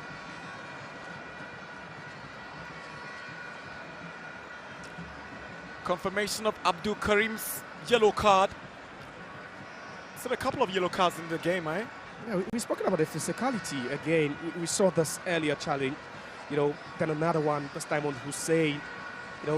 We've known the Super Clash to be, a game where it's always physical, it's always tense. The intensity, we saw one on Emmanuel Amankwa, who just got himself sent off as well. And then that one from Afrani again. And at the heart of it, you always find someone like Jehu in there. A couple of hard tackles, and that's what the fans love to see at some point. It's always part of the Super Clash, and today's game hasn't been an exception. It's not looking good for Hamza. He's got a bandaged foot at this point. Hussein will be thinking he had some more business to do on the pitch before Didi took him off. It's always the most painful time for any player at all in a game where you have to be the pawn. You have to be sacrificed due to a player or a teammate being sent off. Samba's delivery in, headed down by Baifi. 5 minutes before the break at the Babayara Stadium in Kumasi. Asante Kotoko nil, Hartsabok 1 in the Super Clash. At this point, just 4 minutes before recess, and you can still see Didi Dramani on the touchline, and he's not really had a feel of his seat since this game started. It's not looking good for Henrienzo. Wondering if he can come back. Wayo, that's a good clearance from Patrick Essiedu, timely from the Kotoko left back. Yeah, just when Wayo was about to hit that one, before the ball drops, it does well to intervene. Goes down early, smart thinking there. But then the bravery, she just hit that one out. It was a good ball. And then the earlier touch with the head from Wayo, and just look at that, goes down early, hits that one out. Wayo was just about to pull the trigger, but it was stopped in his tracks.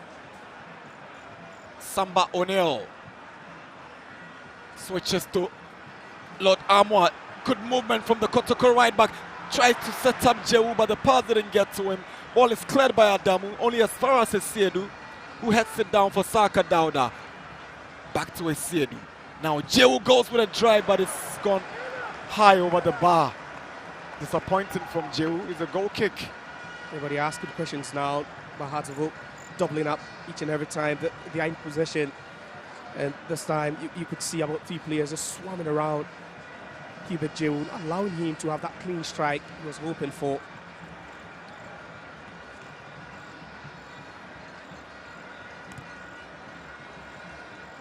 Asari's delivery. Paku has the ball down. Wayo puts one down for Kakari. Steps up against Sambo O'Neill. Kakari wants to take the initiative. He goes down from the challenge of Sambo O'Neill. It was right outside the box. It was a foul, but Daniel Laye was very close. He's going to reach his pocket. And that's the foul again. It's the replay. Was it on the line? It was Sambo O'Neill right on the line.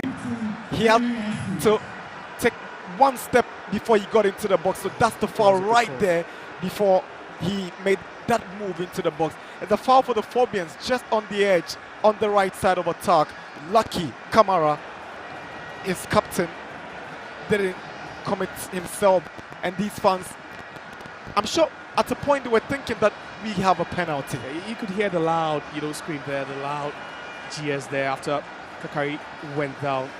But I think it's Sambo O'Neill who would feel a bit relieved after, that free kick was awarded right on the edge of the box. Musa Hamzat has taken the place of the injured Henry Kwame-Ansu, who got a cut in the face and had to be taken off. Both teams being forced to make substitutions through injury. But it's Hazabok who are playing to a numerical disadvantage following the red card to Emmanuel Amankwa. Free kick, Hazabok.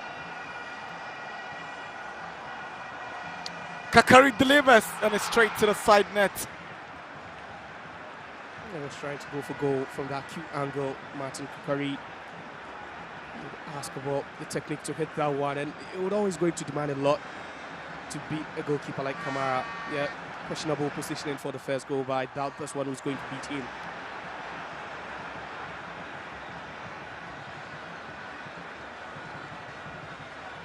Esibe's header.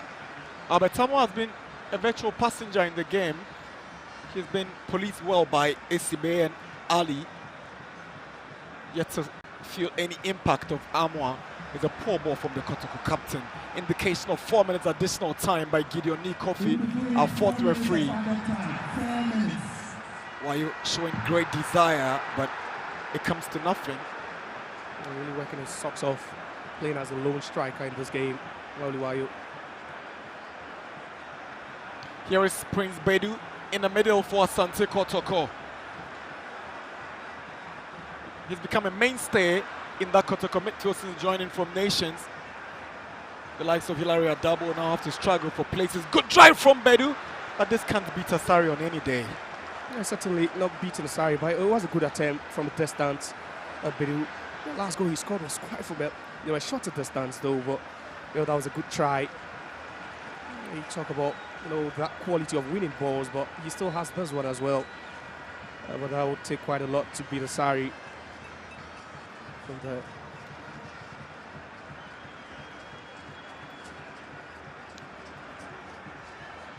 Sambo O'Neill plays himself into trouble, but he wins the sympathy of referee Daniel Laye. Going to first minute of stoppage time. Kotoko still trailing and chasing that equalizer before the break.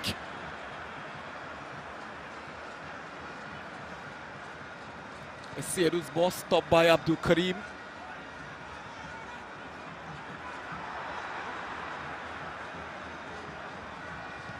Walid Fuseni. Bedu sends the ball in and straight to Benjamin Asari. The Kotoko midfielder has gone down. Asari will stay calm and allow referee to take the final decision. I think it was a late challenge for Mauli Wayo. Trying to win that ball. He was thinking that Bedu showed too much of it. He had a luxury of winning it, but was clattered into Bedu. He looks to be shocked with the trend of events. Kotoko to be trailing at half-time by 1-0. He seemed not to believe what he's seeing here.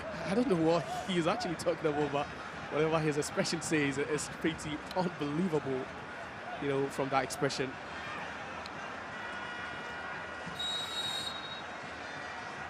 Some confusion there, but the free kick is taken. Headed down by Hamza Tabat. Ball is cleared away by Hardzavok.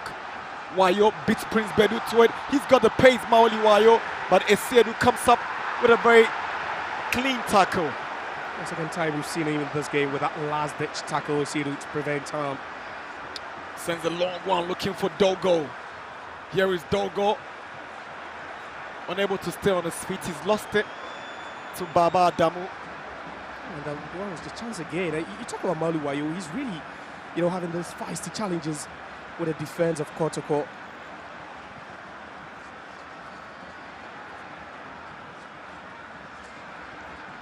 George Parko. The goal scorer Baba Damu with a long cross away by Samba O'Neill. Here is Walid Fuseni. Goes down from the challenge of Amankwa Befi and stays down as Kotoko tries to move forward. Dauda Saka is fouled by Kakari, but Daniel Laye will hold on and attend to Walid Fuseni Neymar. He was caught by a late challenge by Amankwa Befi. And Befi quickly had to flee the scene, you know, not to attract that yellow card. Saka Dauda again with Kakari. Good for that one.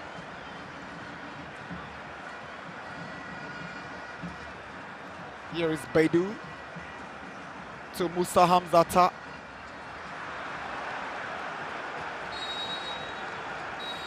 That sums it up for the first half of the Super Clash, the much anticipated Super Clash between the biggest rivals in Ghana football, Asante Kotoko and Hardzavok. Half-time, and the Phobians are in the lead. Ketsi, Baba Damu's header. We've not had many clear-cut goal-scoring opportunities. Hardzavok are going into the break with 10 men after Emmanuel Amankwa was red-carded. But for these fans, it will be hard to endure to the end of the game with 10 men. Half-time at the Baba Yara Stadium.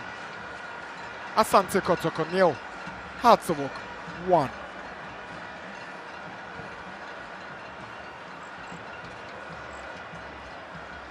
And the most important statistic would definitely be for them, but Kotoko, they've really been limited to shot from, you know, long range, and that's 5 shots to 1 for Hardzavok. But then the shot on target also in favor of Kumasi Asante Kotoko, telling you that they've put, you know, Benjamin aside to work for most of the time. And obviously after Emmanuel Amankwa got sent off, you would be surprised that larger percentage of possession, you know, have gone to Kumasi Asante Kotoko. But it's been cagey, it's been even. Well, So Asante Kotoko have dominated in possession at 54%. We've had 4 yellow cards, 1 yellow for the Porcupines and 3.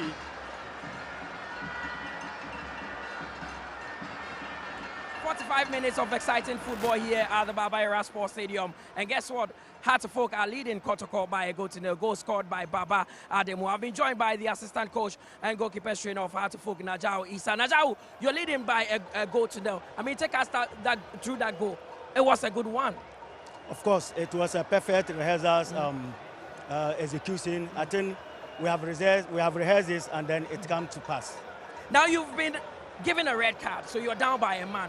Does that change the second half approach? Well, we play with a structure, and we are going to keep to our structure and then to our game plan.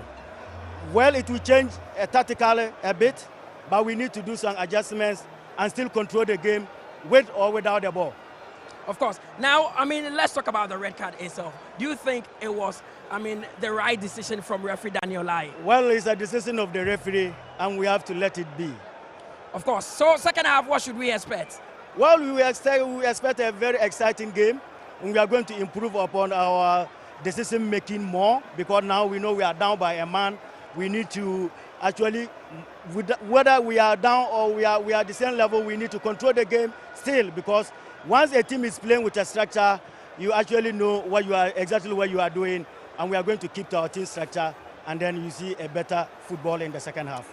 Well, Naja, we wish you the very best for the second 45 minutes. Heart-to-Folk are leading by a goal to nil here. Baba Demu scored a beautiful header, and that has actually given Heart-to-Folk that lead. We are waiting for the assistant coach of Asante Kotoko, Hamza Obain, who will be joining us shortly. But it has been an interesting game here. 45 minutes of some excitement, but it is Heart-to-Folk who have actually gotten the most important statistics in football. They are leading by a goal to nil. Hamza Obain has now joined me. Hamza, you're down by a goal to nil. First of all, do you think goalkeeper Kamara could have done better on that occasion? Well, of course, he should have come out for the ball, but looking at the game, it was a late anticipation that he used. That was he considered. But we talked to him that he should come back.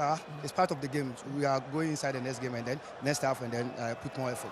Now you have a man advantage. I mean, Heart-to-Folk being shown a record. Does that change your tactics and system in the second half? Of course, there will be a big change in our play, and then inside the second half, we are going to deploy a different strategy of which we are going to equalize and then add up another goal. Okay. Do you think you've been blunt up front, especially Albert Amoah a bit quiet because normally he's explosive? Of course, the flow from the midfield is not coming. That's why the striker is out of play. So inside the recess, we are going to talk to them and then put on a strategy of which they are going to feed him more for him to get the well, goal wish you the best for the second half. Hamza Obain is the assistant coach of Asante Kotoko. They are currently down by a goal to nil against Heart-to-Folk. We take a quick breather. When we return, Ignatius Osei and Jeffrey Asari will join me for the first half analysis.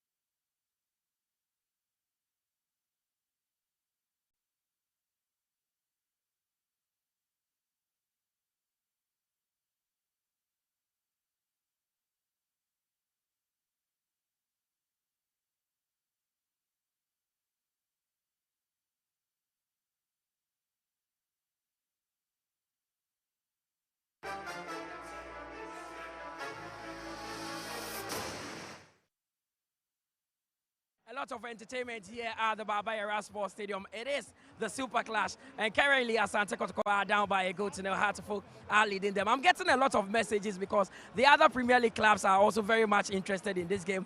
Kwesiedu, the CEO of Gold Stars, has sent me a message that he's watching on TV3. I know the likes of Moses Armour of Mediema are all watching keenly. My name is Mutala Yakubu. This is TV3 and it's the Ghana Premier League. So here with Ignatius and Jeffrey. Let me start with you, Ignatius.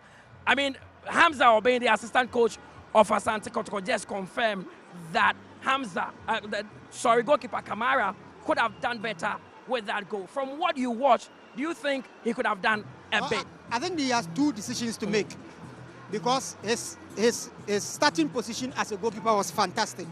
Now, either you come for the ball, if you are not coming for the ball, you step back.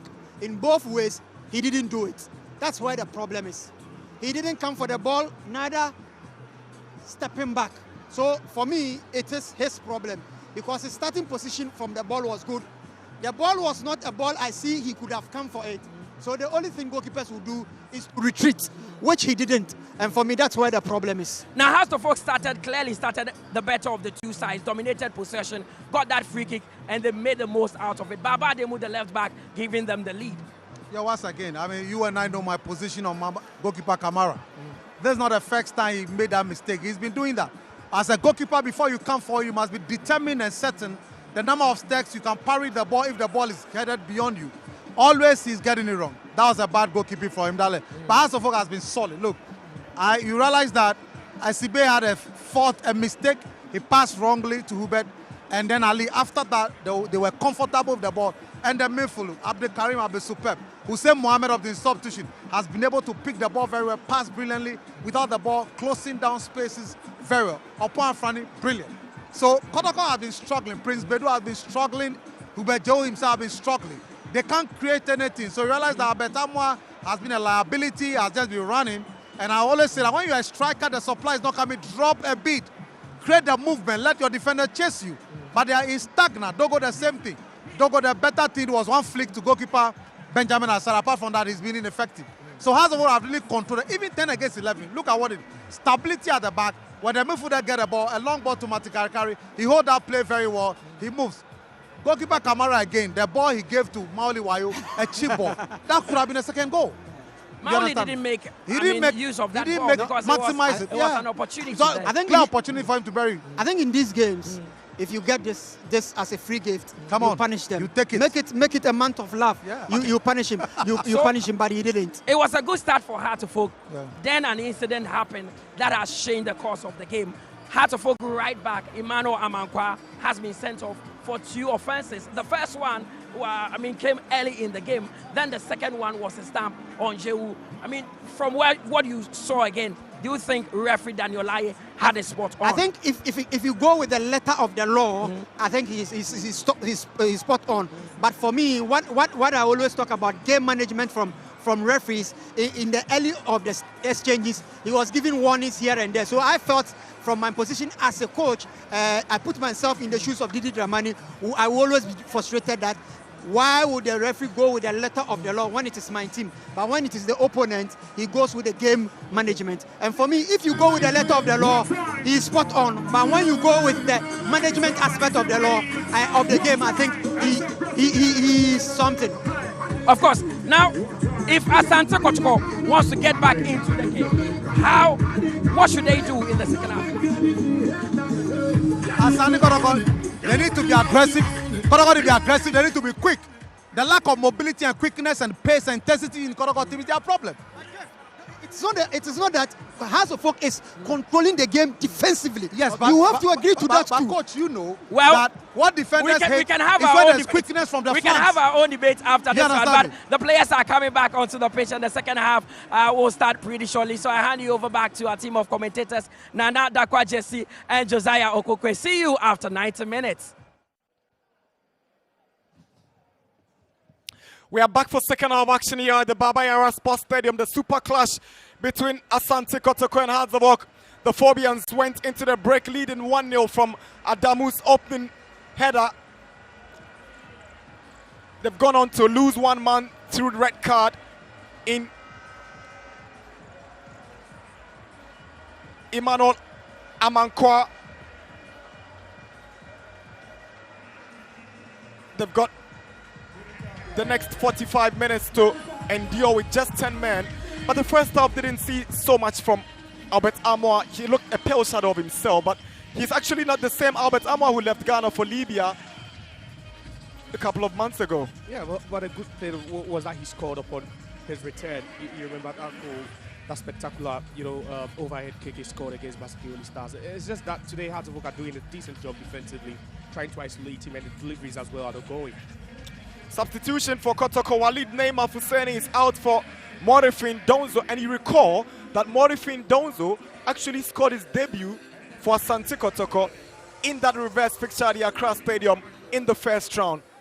He's going to be a second time lucky against the Phobians, Donzo. Yeah, perhaps the last one was from 12 yards out. It was a penalty, but this time Hearts of Oak had defended so diligently now. Kotoko are not even able to have touches in the opposition box, and it's becoming a problem for them. Now, we've seen quite a number of shots being hit from a distance. Bidu, Jewu and Co trying to catch Benjamin Asai, which is quite difficult to do. But then you can see Prince also throwing in more attackers, which means that he still is chasing this game. Second half underway here at the Baba Yara Stadium. Kotoko trail Hearts by 1-0. Here is Sambo nil. Amoah beaten to it by Esibe. Lord Amoah on his bike on the right side. Here comes Amoah being charged down by George Parku. It was Afrani who went in with a tackle. It's a free kick for Asante Kotoko. They want to make early incursions into the game in the second half. And his energy, it's been doubled so far by Kotoko. Good move there by Amoah. He knows he has the space to beat Afrani, and Afrani just not allowing that to happen. They just had to bring him down. Free kick for Asante Kotoko. They want an early response from the onset of the second half. It is Lord Amoah to take.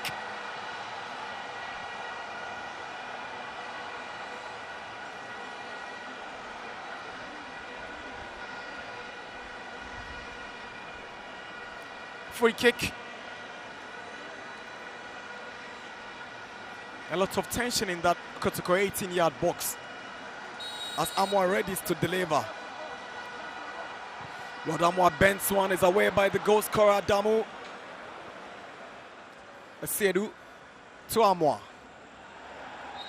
Foot up against Lord Amoah. He shouldn't go in for that, Lord Amoah. Earlier on, it was a terrible delivery into the box, not that good of, that quality that could have been met by a teammate. And that high boot there, nearly catching the Hearts of Oak player.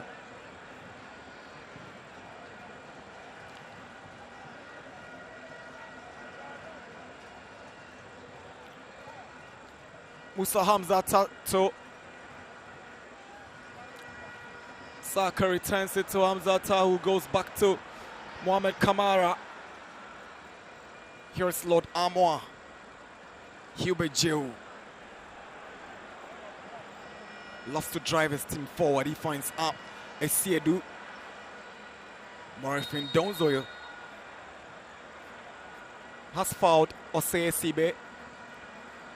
Yeah, we are seeing flashes of those runs already from Donzo, something Amoah has failed to do throughout this game, and it's one thing that Hearts of Oak will need to be wary of. He loves to play off the shoulders of the defenders. Makes it so difficult, to track him. Always mobile, always running into the channels as well.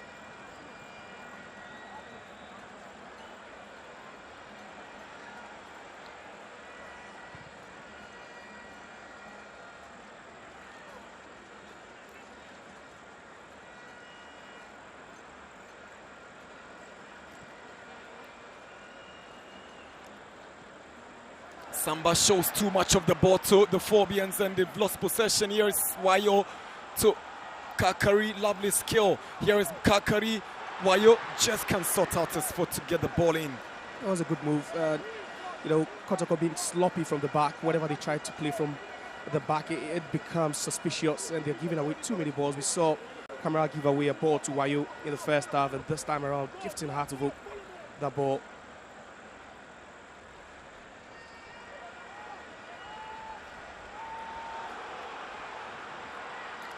Abdul Karim twisting and turning, looking for the right opening to blast, but he sends one to Paku. Paku. Adamu gets the ball in, headed back by Samba O'Neal. Here is George Paku. Kakari wants to shoot, and it's a disappointing one from Martin Kakari. And they're allowing them too many touches now, despite the fact that they are playing with a numerical disadvantage. It's just confident now, just reeking for Hartsville. And you could see the front trio of Paku, Wayu, and then also Kakari interchanging play, positioning, making it difficult for Kotoko defense to just track their runs.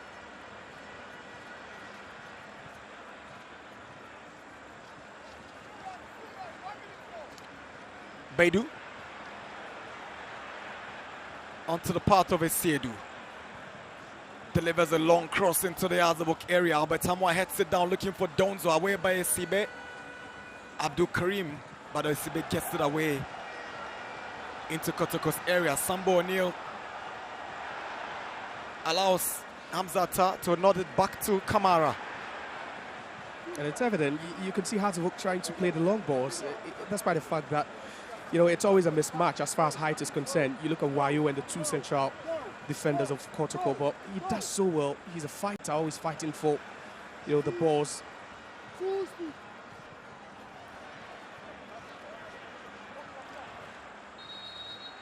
Throw into Hatzavok. That's the early attempt from Martin Kakari, just blasting it over the bar. That was a good technique. Good technique from Kakari.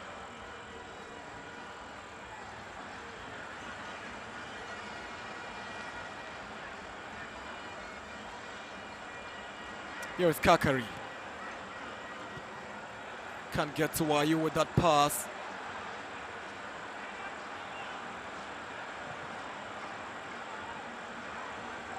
Albert Amwa, he's come so deep to get involved in the action. He picks up Lord Amwa.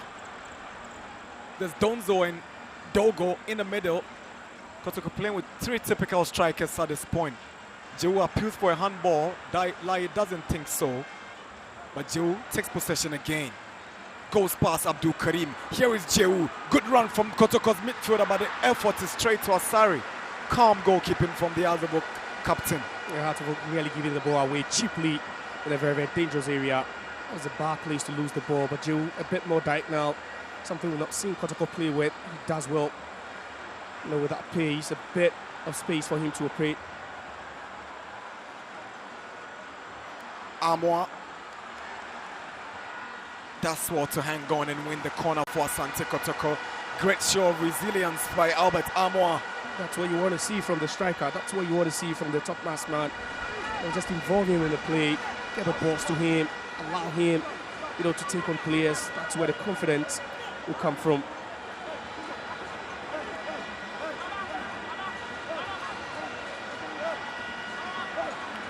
Saka Dauda to take Kotoko's corner.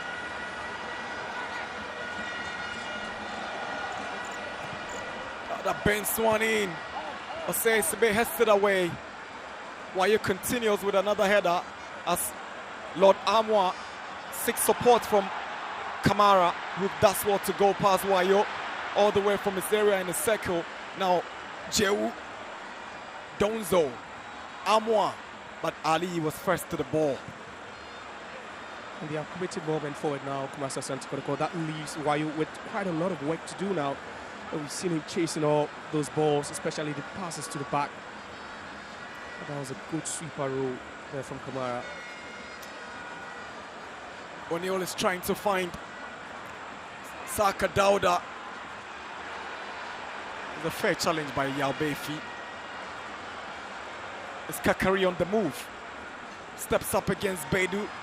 Good tackle from Kotoko's midfielder. Lai comes into the action and stops Kotoko's movement forward. It certainly should be a drop ball.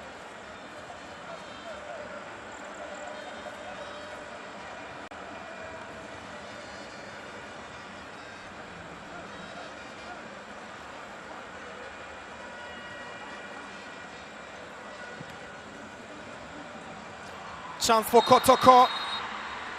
And ball against Dogo. Yeah, good call. And Ali Mohammed would nod in agreement with that decision from Daniel Laye. It was a dangerous ball into the box now. You could see Dogo right in front of Ali. And the process of bringing that ball down, just controls that with his arm. Wondering why they are not sending in long balls now. It always causes some sort of distraction whenever there is a good delivery into the box.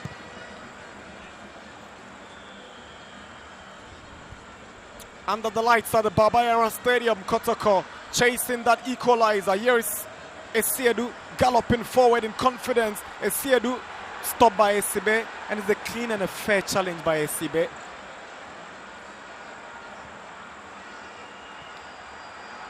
Wayo is fighting for every ball, but it's Kakari who steps up this time. Bedu to Kamara, pressure on the Kotoko goalkeeper. But he's able to win a goal kick. He does well. And it's the press from the Hearts of Oak attack now. They know that they have to fight for every single ball now, which they're doing. Kakari, Wayo, Paku winning the second balls.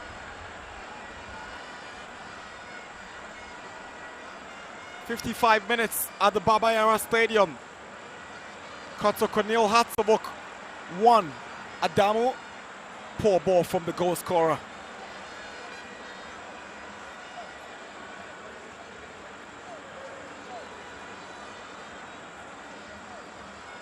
Patrick Esiedu to Albert Amoa. It's a foul brought down by Esibe right before referee Daniel Laye. They're finding the spaces now, essentially. They're moving. It looks like Hearts of Oak have shown so much strength in the wide areas now, and anytime they move central, it's good for them. This time, Albert Amoa skipping past Esibe. That's a fraction of the ball, but it also brings Albert Amoa down.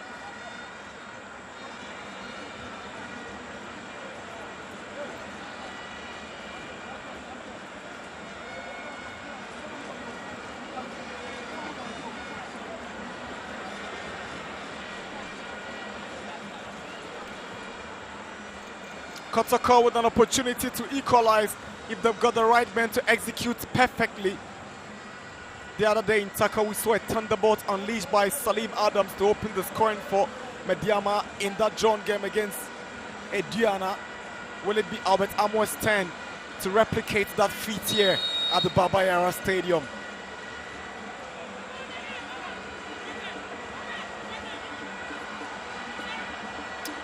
Esiedu goes over it. Albert Amoa bends one and is straight into the wall. It was George Paku who got that one out. Saka Dauda's delivery. Ali gets it away. Prince Bedu. Hamzata is a poor ball. He's giving away possession.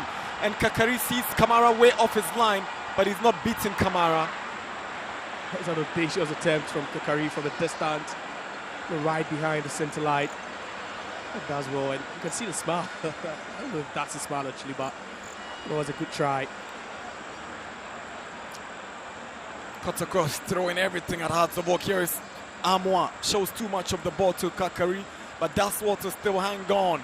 He wants Lord Amoa to hand him space down the right. Here is Lord Amoa.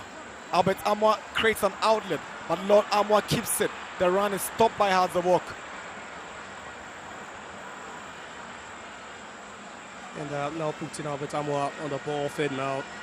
He was a bit immobile in the first half this time. We're seeing him pick up balls from, very, very deep and make runs. And he's now dictating the play. We've not seen the best of Joe, perhaps due to the fact that he's been restricted. But that was that try earlier on from Kakari. Maybe a bit of pace on that ball could have troubled Kamara.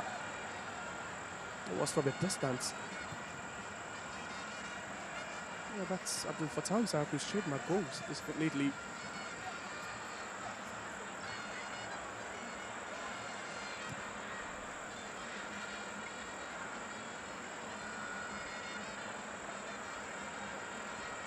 Here is Bedu.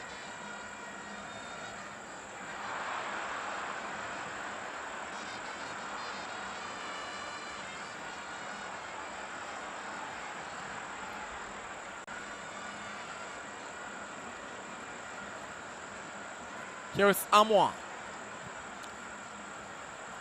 Lovely ball to Saka. Dauda, but it's cleared away by Bayfi.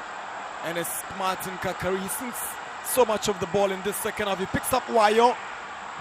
Wayo tries to check back for Kakari, but it's Bedu who steps up to take over. And Mauli Wayo seems disappointed.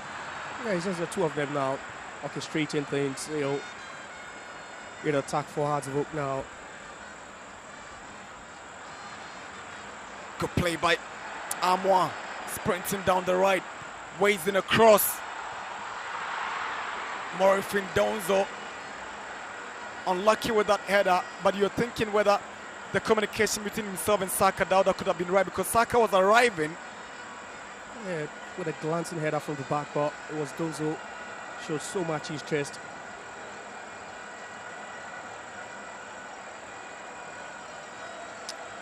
I thought these fans were going to be on their feet to chant throughout the entire duration.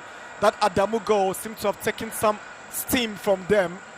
The energy has gone down. Comparing it to this one, these guys are on cloud 9.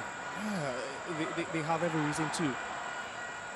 There's a push on a series by Wayo. Free kick, Asante Kotoko. Yeah, that's out of frustration. But you talk about the fans having drops in energy, and it was a push clearly. Mauli Wayo.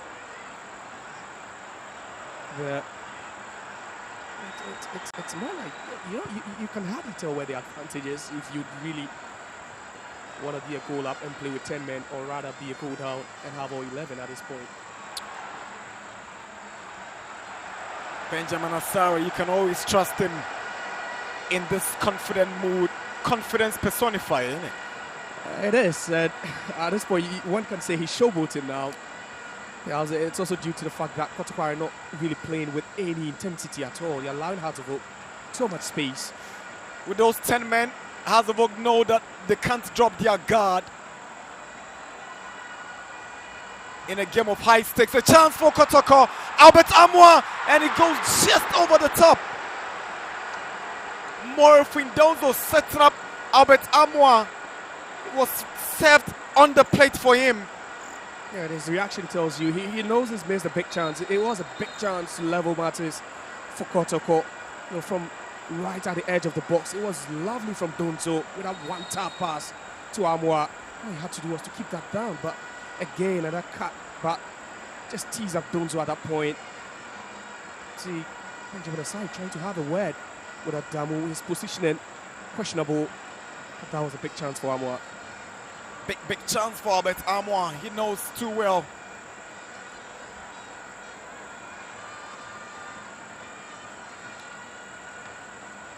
Kotoko have just one win in their last 6 competitive games. They lost their last Premier League game to Hearts of Lions.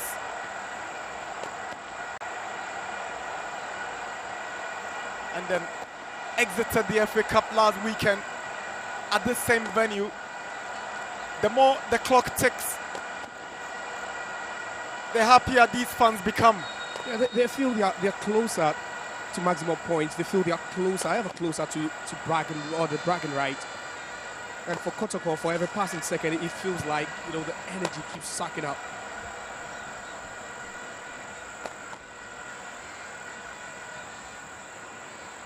Here is Dogo up against Adamu. It's a corner for Asante Kotoko. Yeah, it was a corner, and Adamu doing too well now.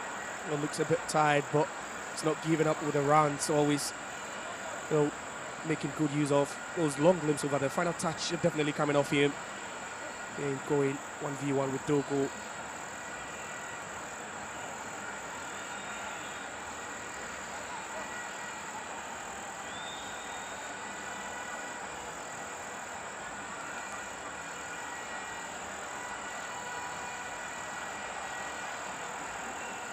Daniel Laye will have a word with these players.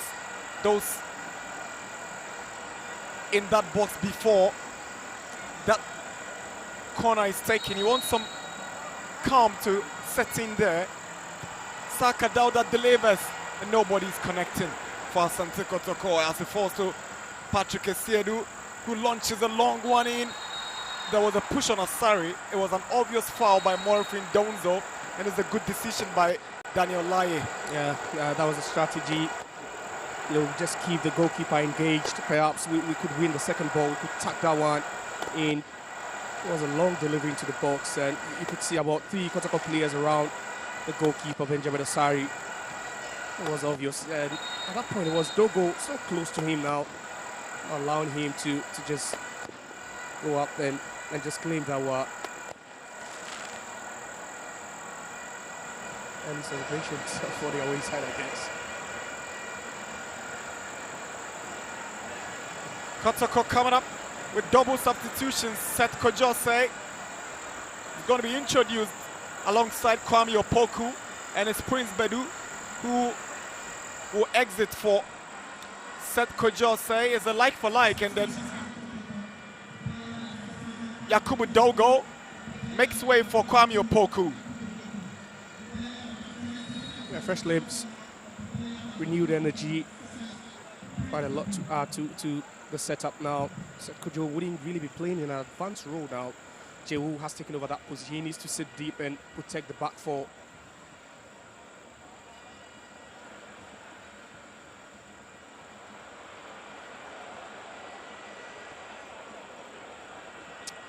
Hasselborg would equally want to respond to those substitutions done by Asante Kotoko, and Didi Dramani will definitely come up with something. Yeah, he's kept his cool as far as the substitutions are concerned. He's been forced to make a substitution due to an injury, another due to a sending off. It's now more like a tactical chess game now. Trying to move your pieces carefully, expose your king.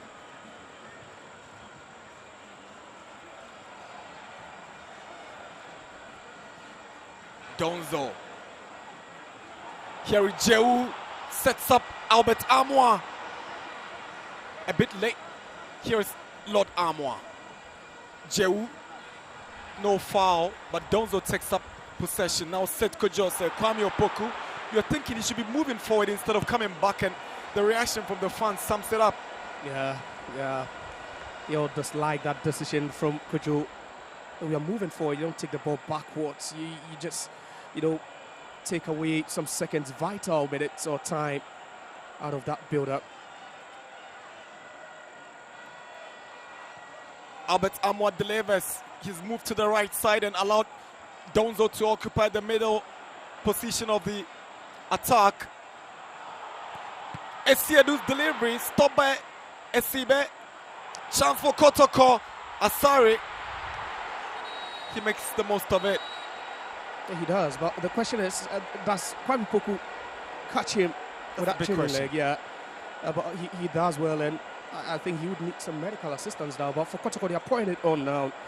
They're creating overloads at the wide areas now. It was a good hit by Asiedu. Trying to send that one in with every power. Slightest of touches could have ended an own goal.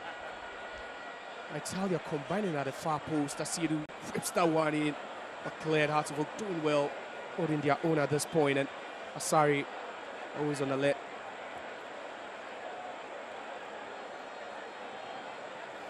He got big applause from the GFA technical director, Wilfred Schaefer, sometime last week when he described him as the best player on the local front.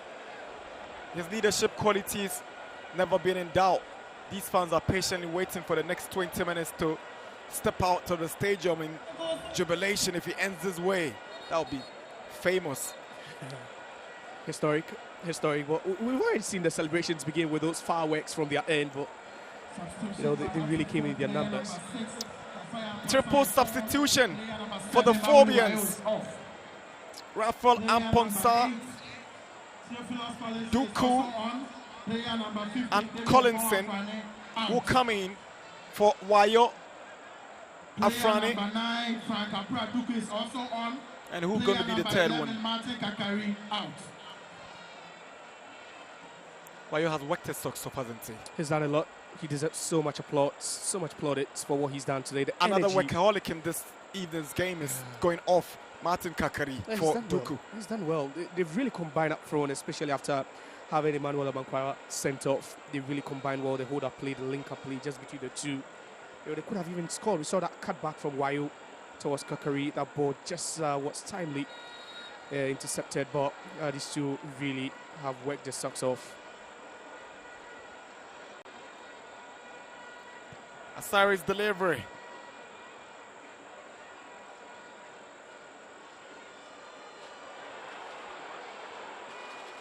Jehu. That's what to pick out. Lord Amwa Kotoko trying to double their efforts in attack, but Ali calmly gets the ball. Here's Theophilus Collison.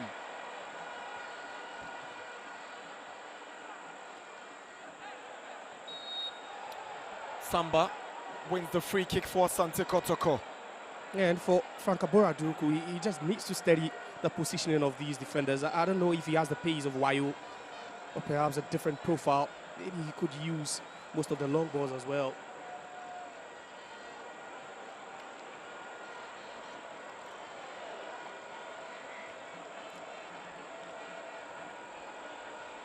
Seth Kojose switches to Musa Hamzata. Lord Amwa. Good defending from Collison. Hamzata swings in across. Asari is lurking and grabs it firmly. Yeah, and they are making it so easy for Hazard now. They are making it so easy, especially the intensity now for Kotoko. Not too many touches, too much time wasted before the next pass goes. And it's allowing Hazard to just find those open spaces. They are closing in each and every time.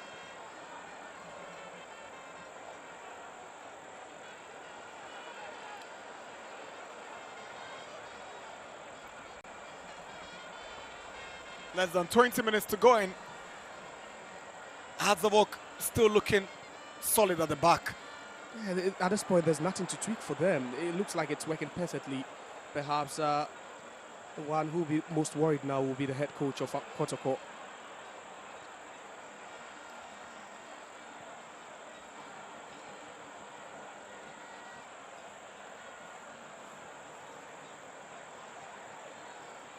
Perhaps you give Hazard credit for their pressing today, and done it so well, even playing with that numerical disadvantage. If not resorted to the low block, but rather with a mid-press where you have players around the center circle trying to win the first balls.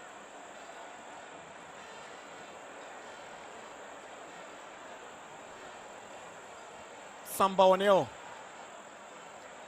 Something magical must happen because Hazard are not looking back. Esiedu goes down. There's a big shout for a penalty, but Daniel Laye not interested in any call. Not interested, and I think Esiedu should be fortunate he didn't even get a booking for decent at that point. So fortunate the referee didn't hot play. Definitely that would have been a yellow card to him. It was a swift move, and the players late on closing him down, allowing him that space, tiniest of spaces, but it's so much of it. This is where the frustration begins to set in. Hamzata. Lord Amwa. Onto Albert Amwa. Albert Amwa with a cross. Good defending from Esibergen. Here said Kojose with the drive in. And Asari Benjamin is not troubled. No, not at all. And, the showboating continues for him. And at this point, you feel the confidence of this goalkeeper keeps on, skyrocketing. And it's also good work by the Hearts of Oak defense, limiting Kotoko to fewer chances in the box. But that was that foul earlier, and I said it was clear. Daniel referee Nilai very, very close to the action. And Patrick Esiedu, we're very fortunate. Just didn't get a yellow card for that.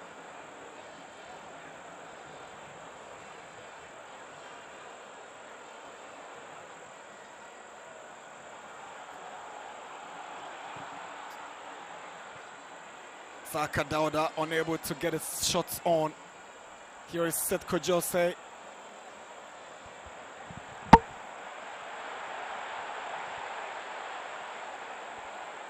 Yeah, they are now, trying to send those fullbacks a bit more up front.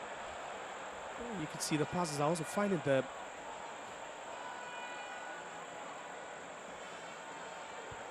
Esiedu with a drive. Asari almost beaten, but you give Azovok's goalkeeper full credit for denying Kotoko's left back. Asiedu on that occasion is a corner taken by Amwa.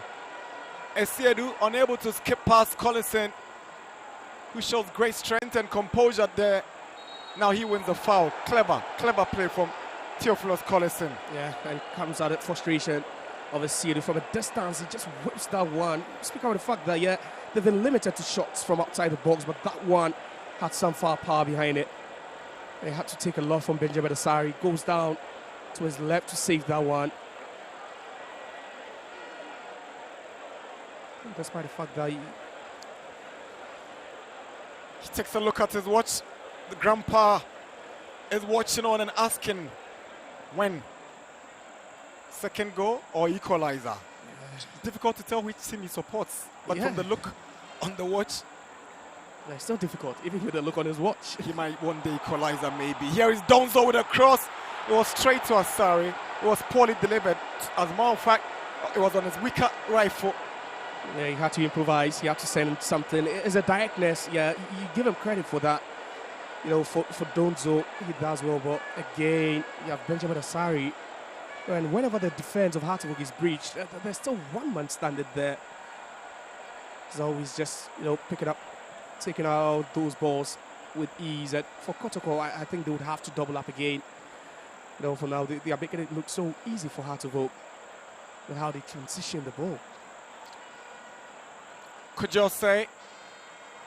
Saka Dauda stays onside. That's what to bring it in. Headed away by Collison. Kojose finds Hamzata. Saka Dauda again. Cross almost intercepted.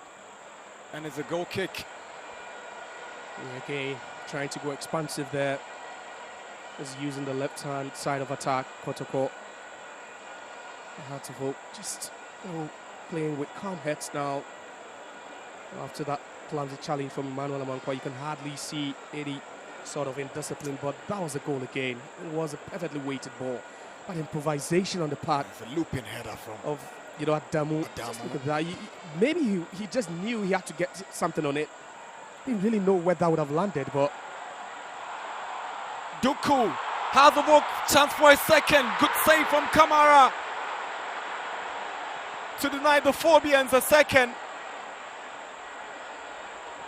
Rafael Amponsa with a big chance to double the lead and maybe put the game to sleep.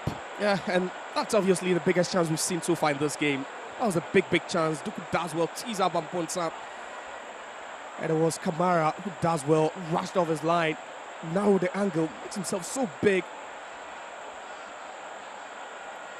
He could even pardon Amponsa being an attacking player perhaps. Maybe you're wondering what Waluwayu would have done with that ball.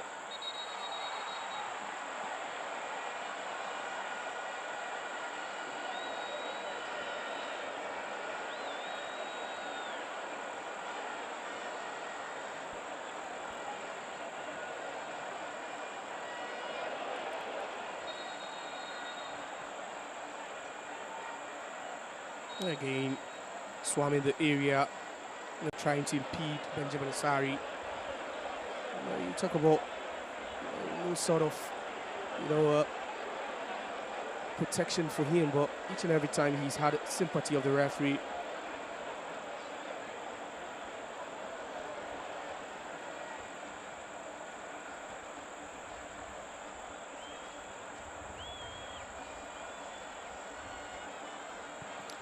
Benjamin Asari's delivery.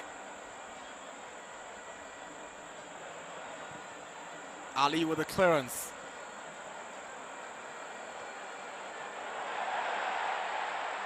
Kamara is trying to put himself under some kind of pressure. And nearly we've seen him give away cheap balls already this evening, but that one would have been unpardonable.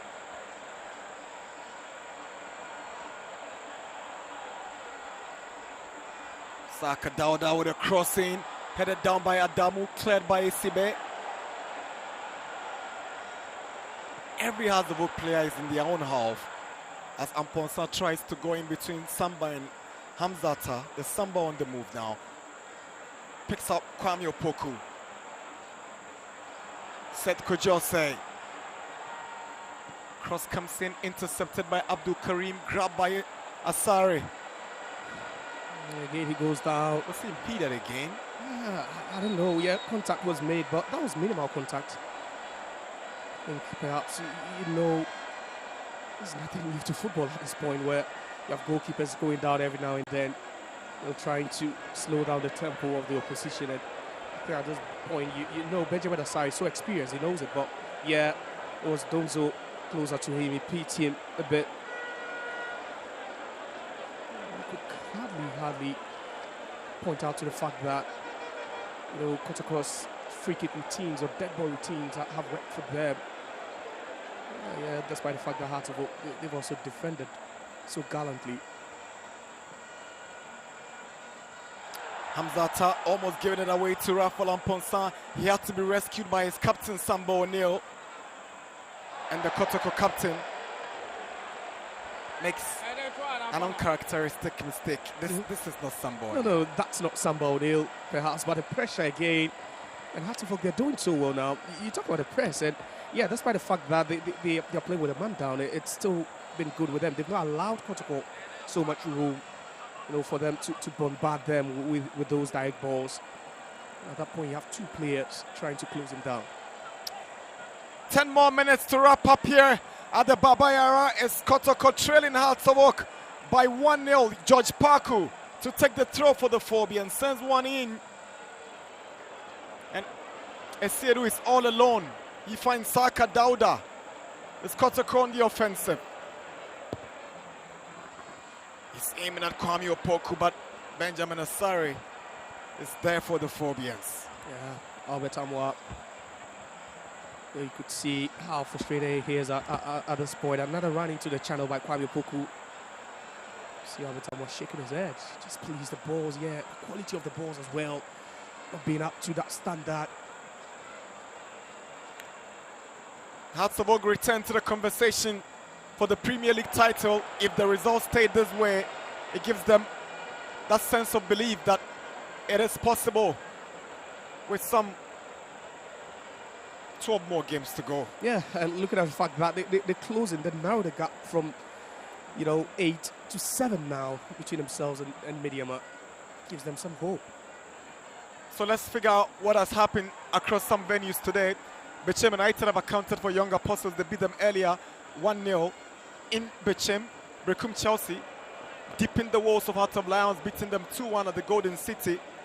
And Gold Stars are back in the conversation once more. They beat Holy Stars by 3-0 at the Downs Park in Bibiani. Here is Saka Dauda. No foul. Now, Kwame Opoku. Again is Mohamed Ali, who shows strength, desire, and character right here. Yeah, and he's that man. Anytime you want that last-ditch tackle, you count on him. No, has not put a foot wrong throughout this game. Commanded the back two. It's a partnership as well, you know, with Isibe, and then Adamu was attacking him to make it a back three. What has been shocking in the results of today's Premier League games is that game at the Tuba AstroTurf where Dreams lost 1-0 at home to Karela. Dreams had gone on a very smooth path, some 4 games unbeaten, only for them to be pegged back at home this afternoon. But elsewhere, at the Hawaii Stadium, the home side beats Visiting Nations FC by 2-1, and All Blacks condemned Samatex to a 1-0 defeat in Swedro. Kotoko in search of the equalizer. Amankwabe Ifi with a clearance. It's awkward though, as Collison fails to deal with it. Here is Patrick Esiedu, twisting and turning. Here is Jewu, sends in a drive, stopped by Kwame Opoku on his way. Didn't see that one coming. Distance a bit short for him to react, and that reaction time a bit slow as well. Jehu. Now Lord Armoire. Stadium is a bit quiet at this point. Tense moments for both sides. Here is Samzata. It's a poor ball from the central defender. Poor anticipation, poor reading. So what was Lord Armoire thinking? Yeah. They should have been on the same page. Exactly, not on the same wavelength at this point. You could see Lord Armoire pointing to that spot, hit it a bit more central for me. You know, that would have been so easy for him to just hit that one across the face of goal. That was a bad ball. So what Gold Stars have done is to close the gap on Mediama to 5 points. 5. And the Phobians equally closed it to 5. Yeah. If it stays this way, we're going to be in some intense competition in the remaining games. Yeah, Neil biting, racking. You talk about the fact that Gold Stars also erased that minus goal deficit for the first time in a long time.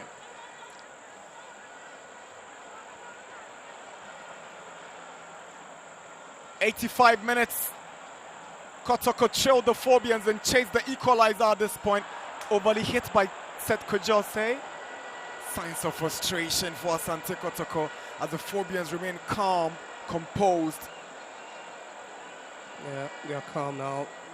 The Phobians, they're still hoping that the clock will still keep, running down for them. It's all about that, teamwork for Hearts of Oak. It's just been evident they've played, so well.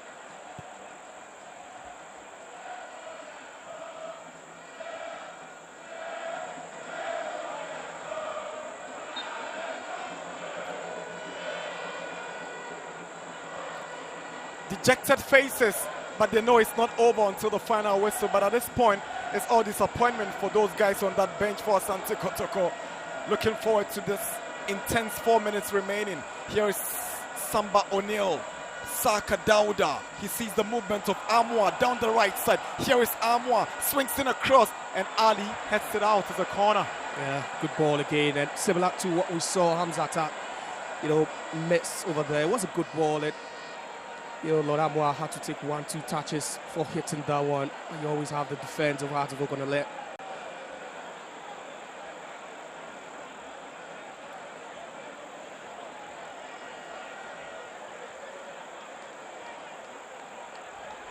Patrick Esedu to take Kotoko's corner with 4 minutes to go. Benjamin Asari gets it away for Hearts of Oak. Here comes Seth Kojose. Now Lord Armoire. Kojose aiming at Kwame Opoku. He flicks it over and it goes out for a goal kick. You wonder what he was doing at that point, Kwame Opoku.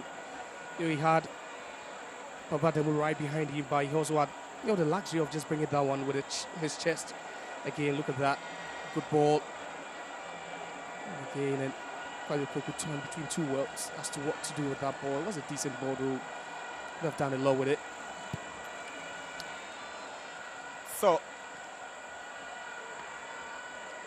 So much history as far as this fixture is concerned. Records dating back to 1958 indicates a tightly contested rivalry between these two. Kotoko holding a slight advantage with the most wins, 41 victories. Hearts of Oak have won 38 times, and 40 of this super clash have ended in draws. Hearts of Oak on the way to claiming their 39th victory in the super clash.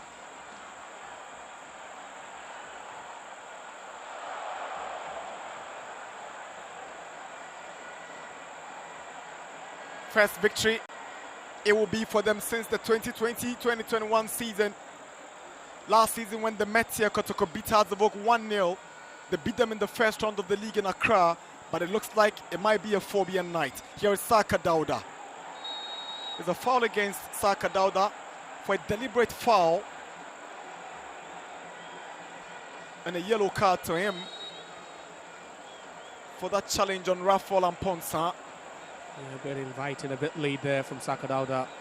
Bit of elaboration there, clumsy, very, very clumsy from the Kotoko attacker. And you buy hard to work ball time now. That's something you don't have. It's very expensive at this point. And, you keep buying your opponent time, and they'll be loving it at this point. So Ponsa will need some medical confirmation of Sakadauda's yellow card. Mixed fortunes for the two sets of fans here at the Baba Yara. On the right side is quietness. The fans are already filing out from the stadium even before the final whistle. They've already given up, but not these guys. These guys want to stay on the final whistle, and then that celebration will continue deep in the night in the Garden City. The Rainbow Lads on the verge of claiming a famous victory at the iconic Baba Yara. Yeah, they're just some few minutes away. Just few minutes away, and the celebrations have already begun.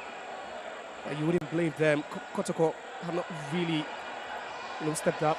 Folded arms, yeah, pensive look. It's the attitude on the pitch. Uncertainty surrounding the outcome.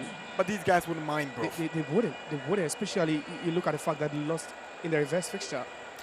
Kotoko go to Wenchi on matchday 23. They play Young Apostles. We're doing 4 additional minutes. Hearts of Oak will welcome their former coach Samuel Boadu to the University of Ghana Stadium next weekend when they play host to Brecum Chelsea. We're into the final moments of this game. 4 additional minutes. Gideon Nikofi indicating how many more minutes we're doing before the final whistle.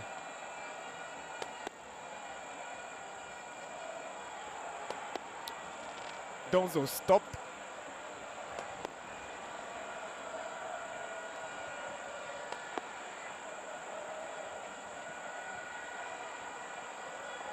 Opoku.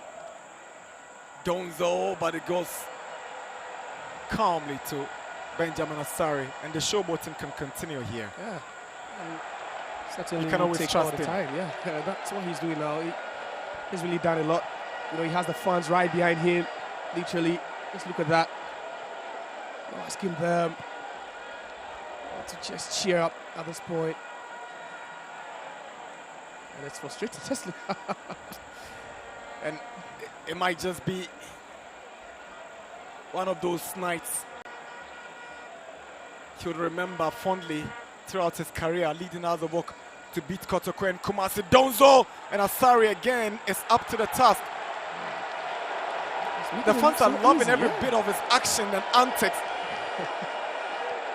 He's making it look easy. He's making it easy. That's where you question the attitude of Kotoko now. You need to be sending in decent balls. It's not causing any sort of havoc at all.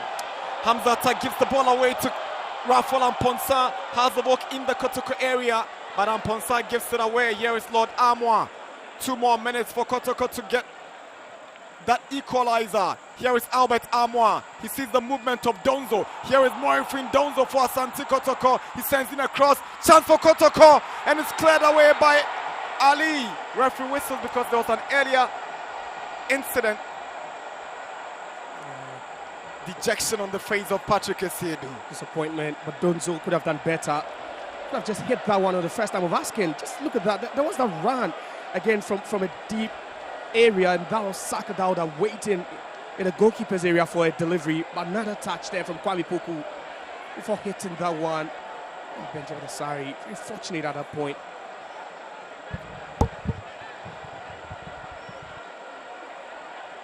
We're into the final seconds of stoppage time. Hearts of Oak on the verge of breaking Asante Kotoko's home invincibility.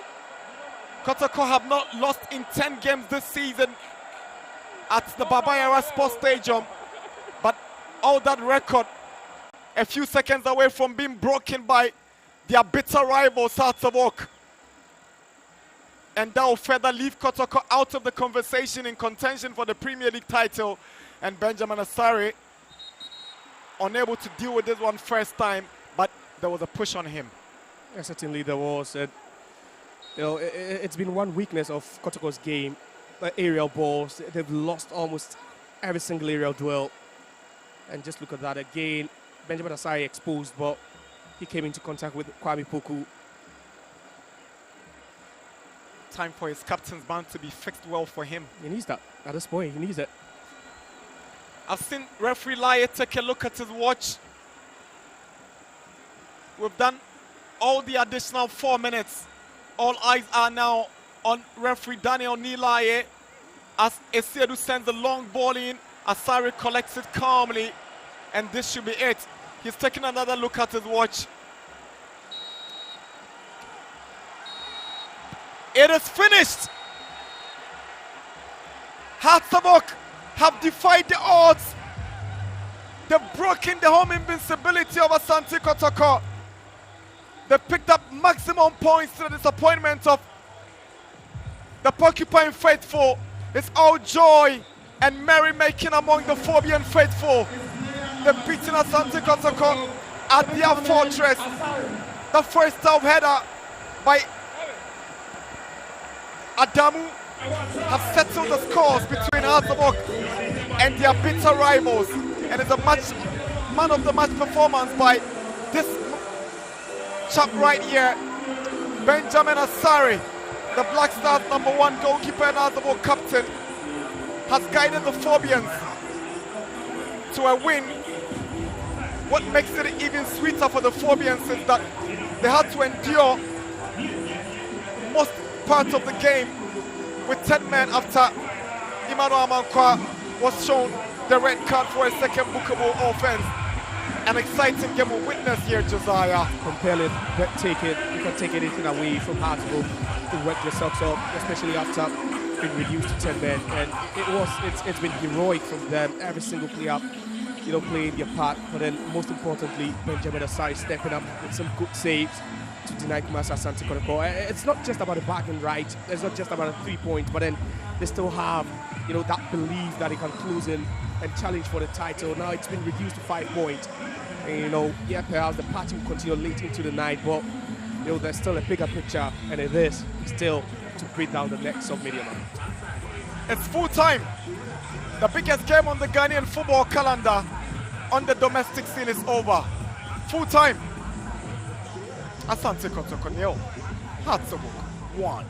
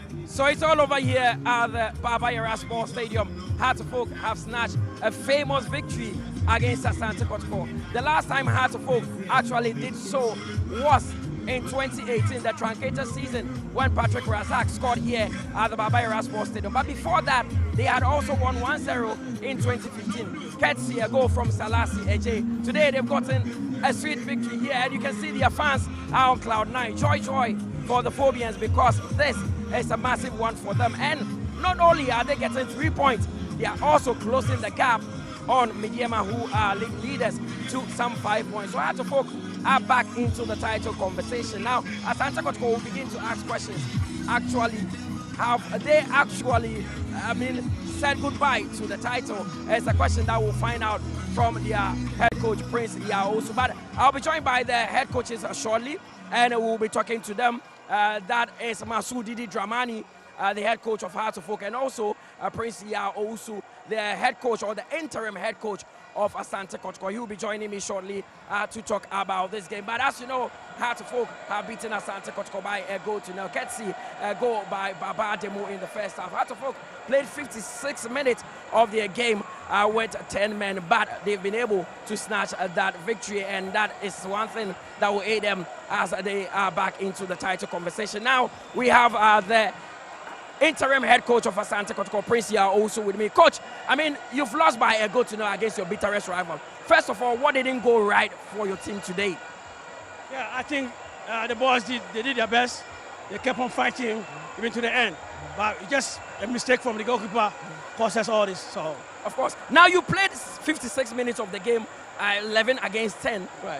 Why did you not change the system to have more men up front? Because a lot of people were asking. We did. I think you didn't see it. We put 2 men at the top and then 2 on the left and right. We did that one. I think you didn't recognize it. Of course. But how would this impact your title ambitions? Because if you had won this game, you close the gap. It's making it very, very difficult for us. We need to fight very, very hard before we can get that title ourselves. It's not easy. Now it's 1 defeat. You have 12 more games to go. What needs to change from your boys?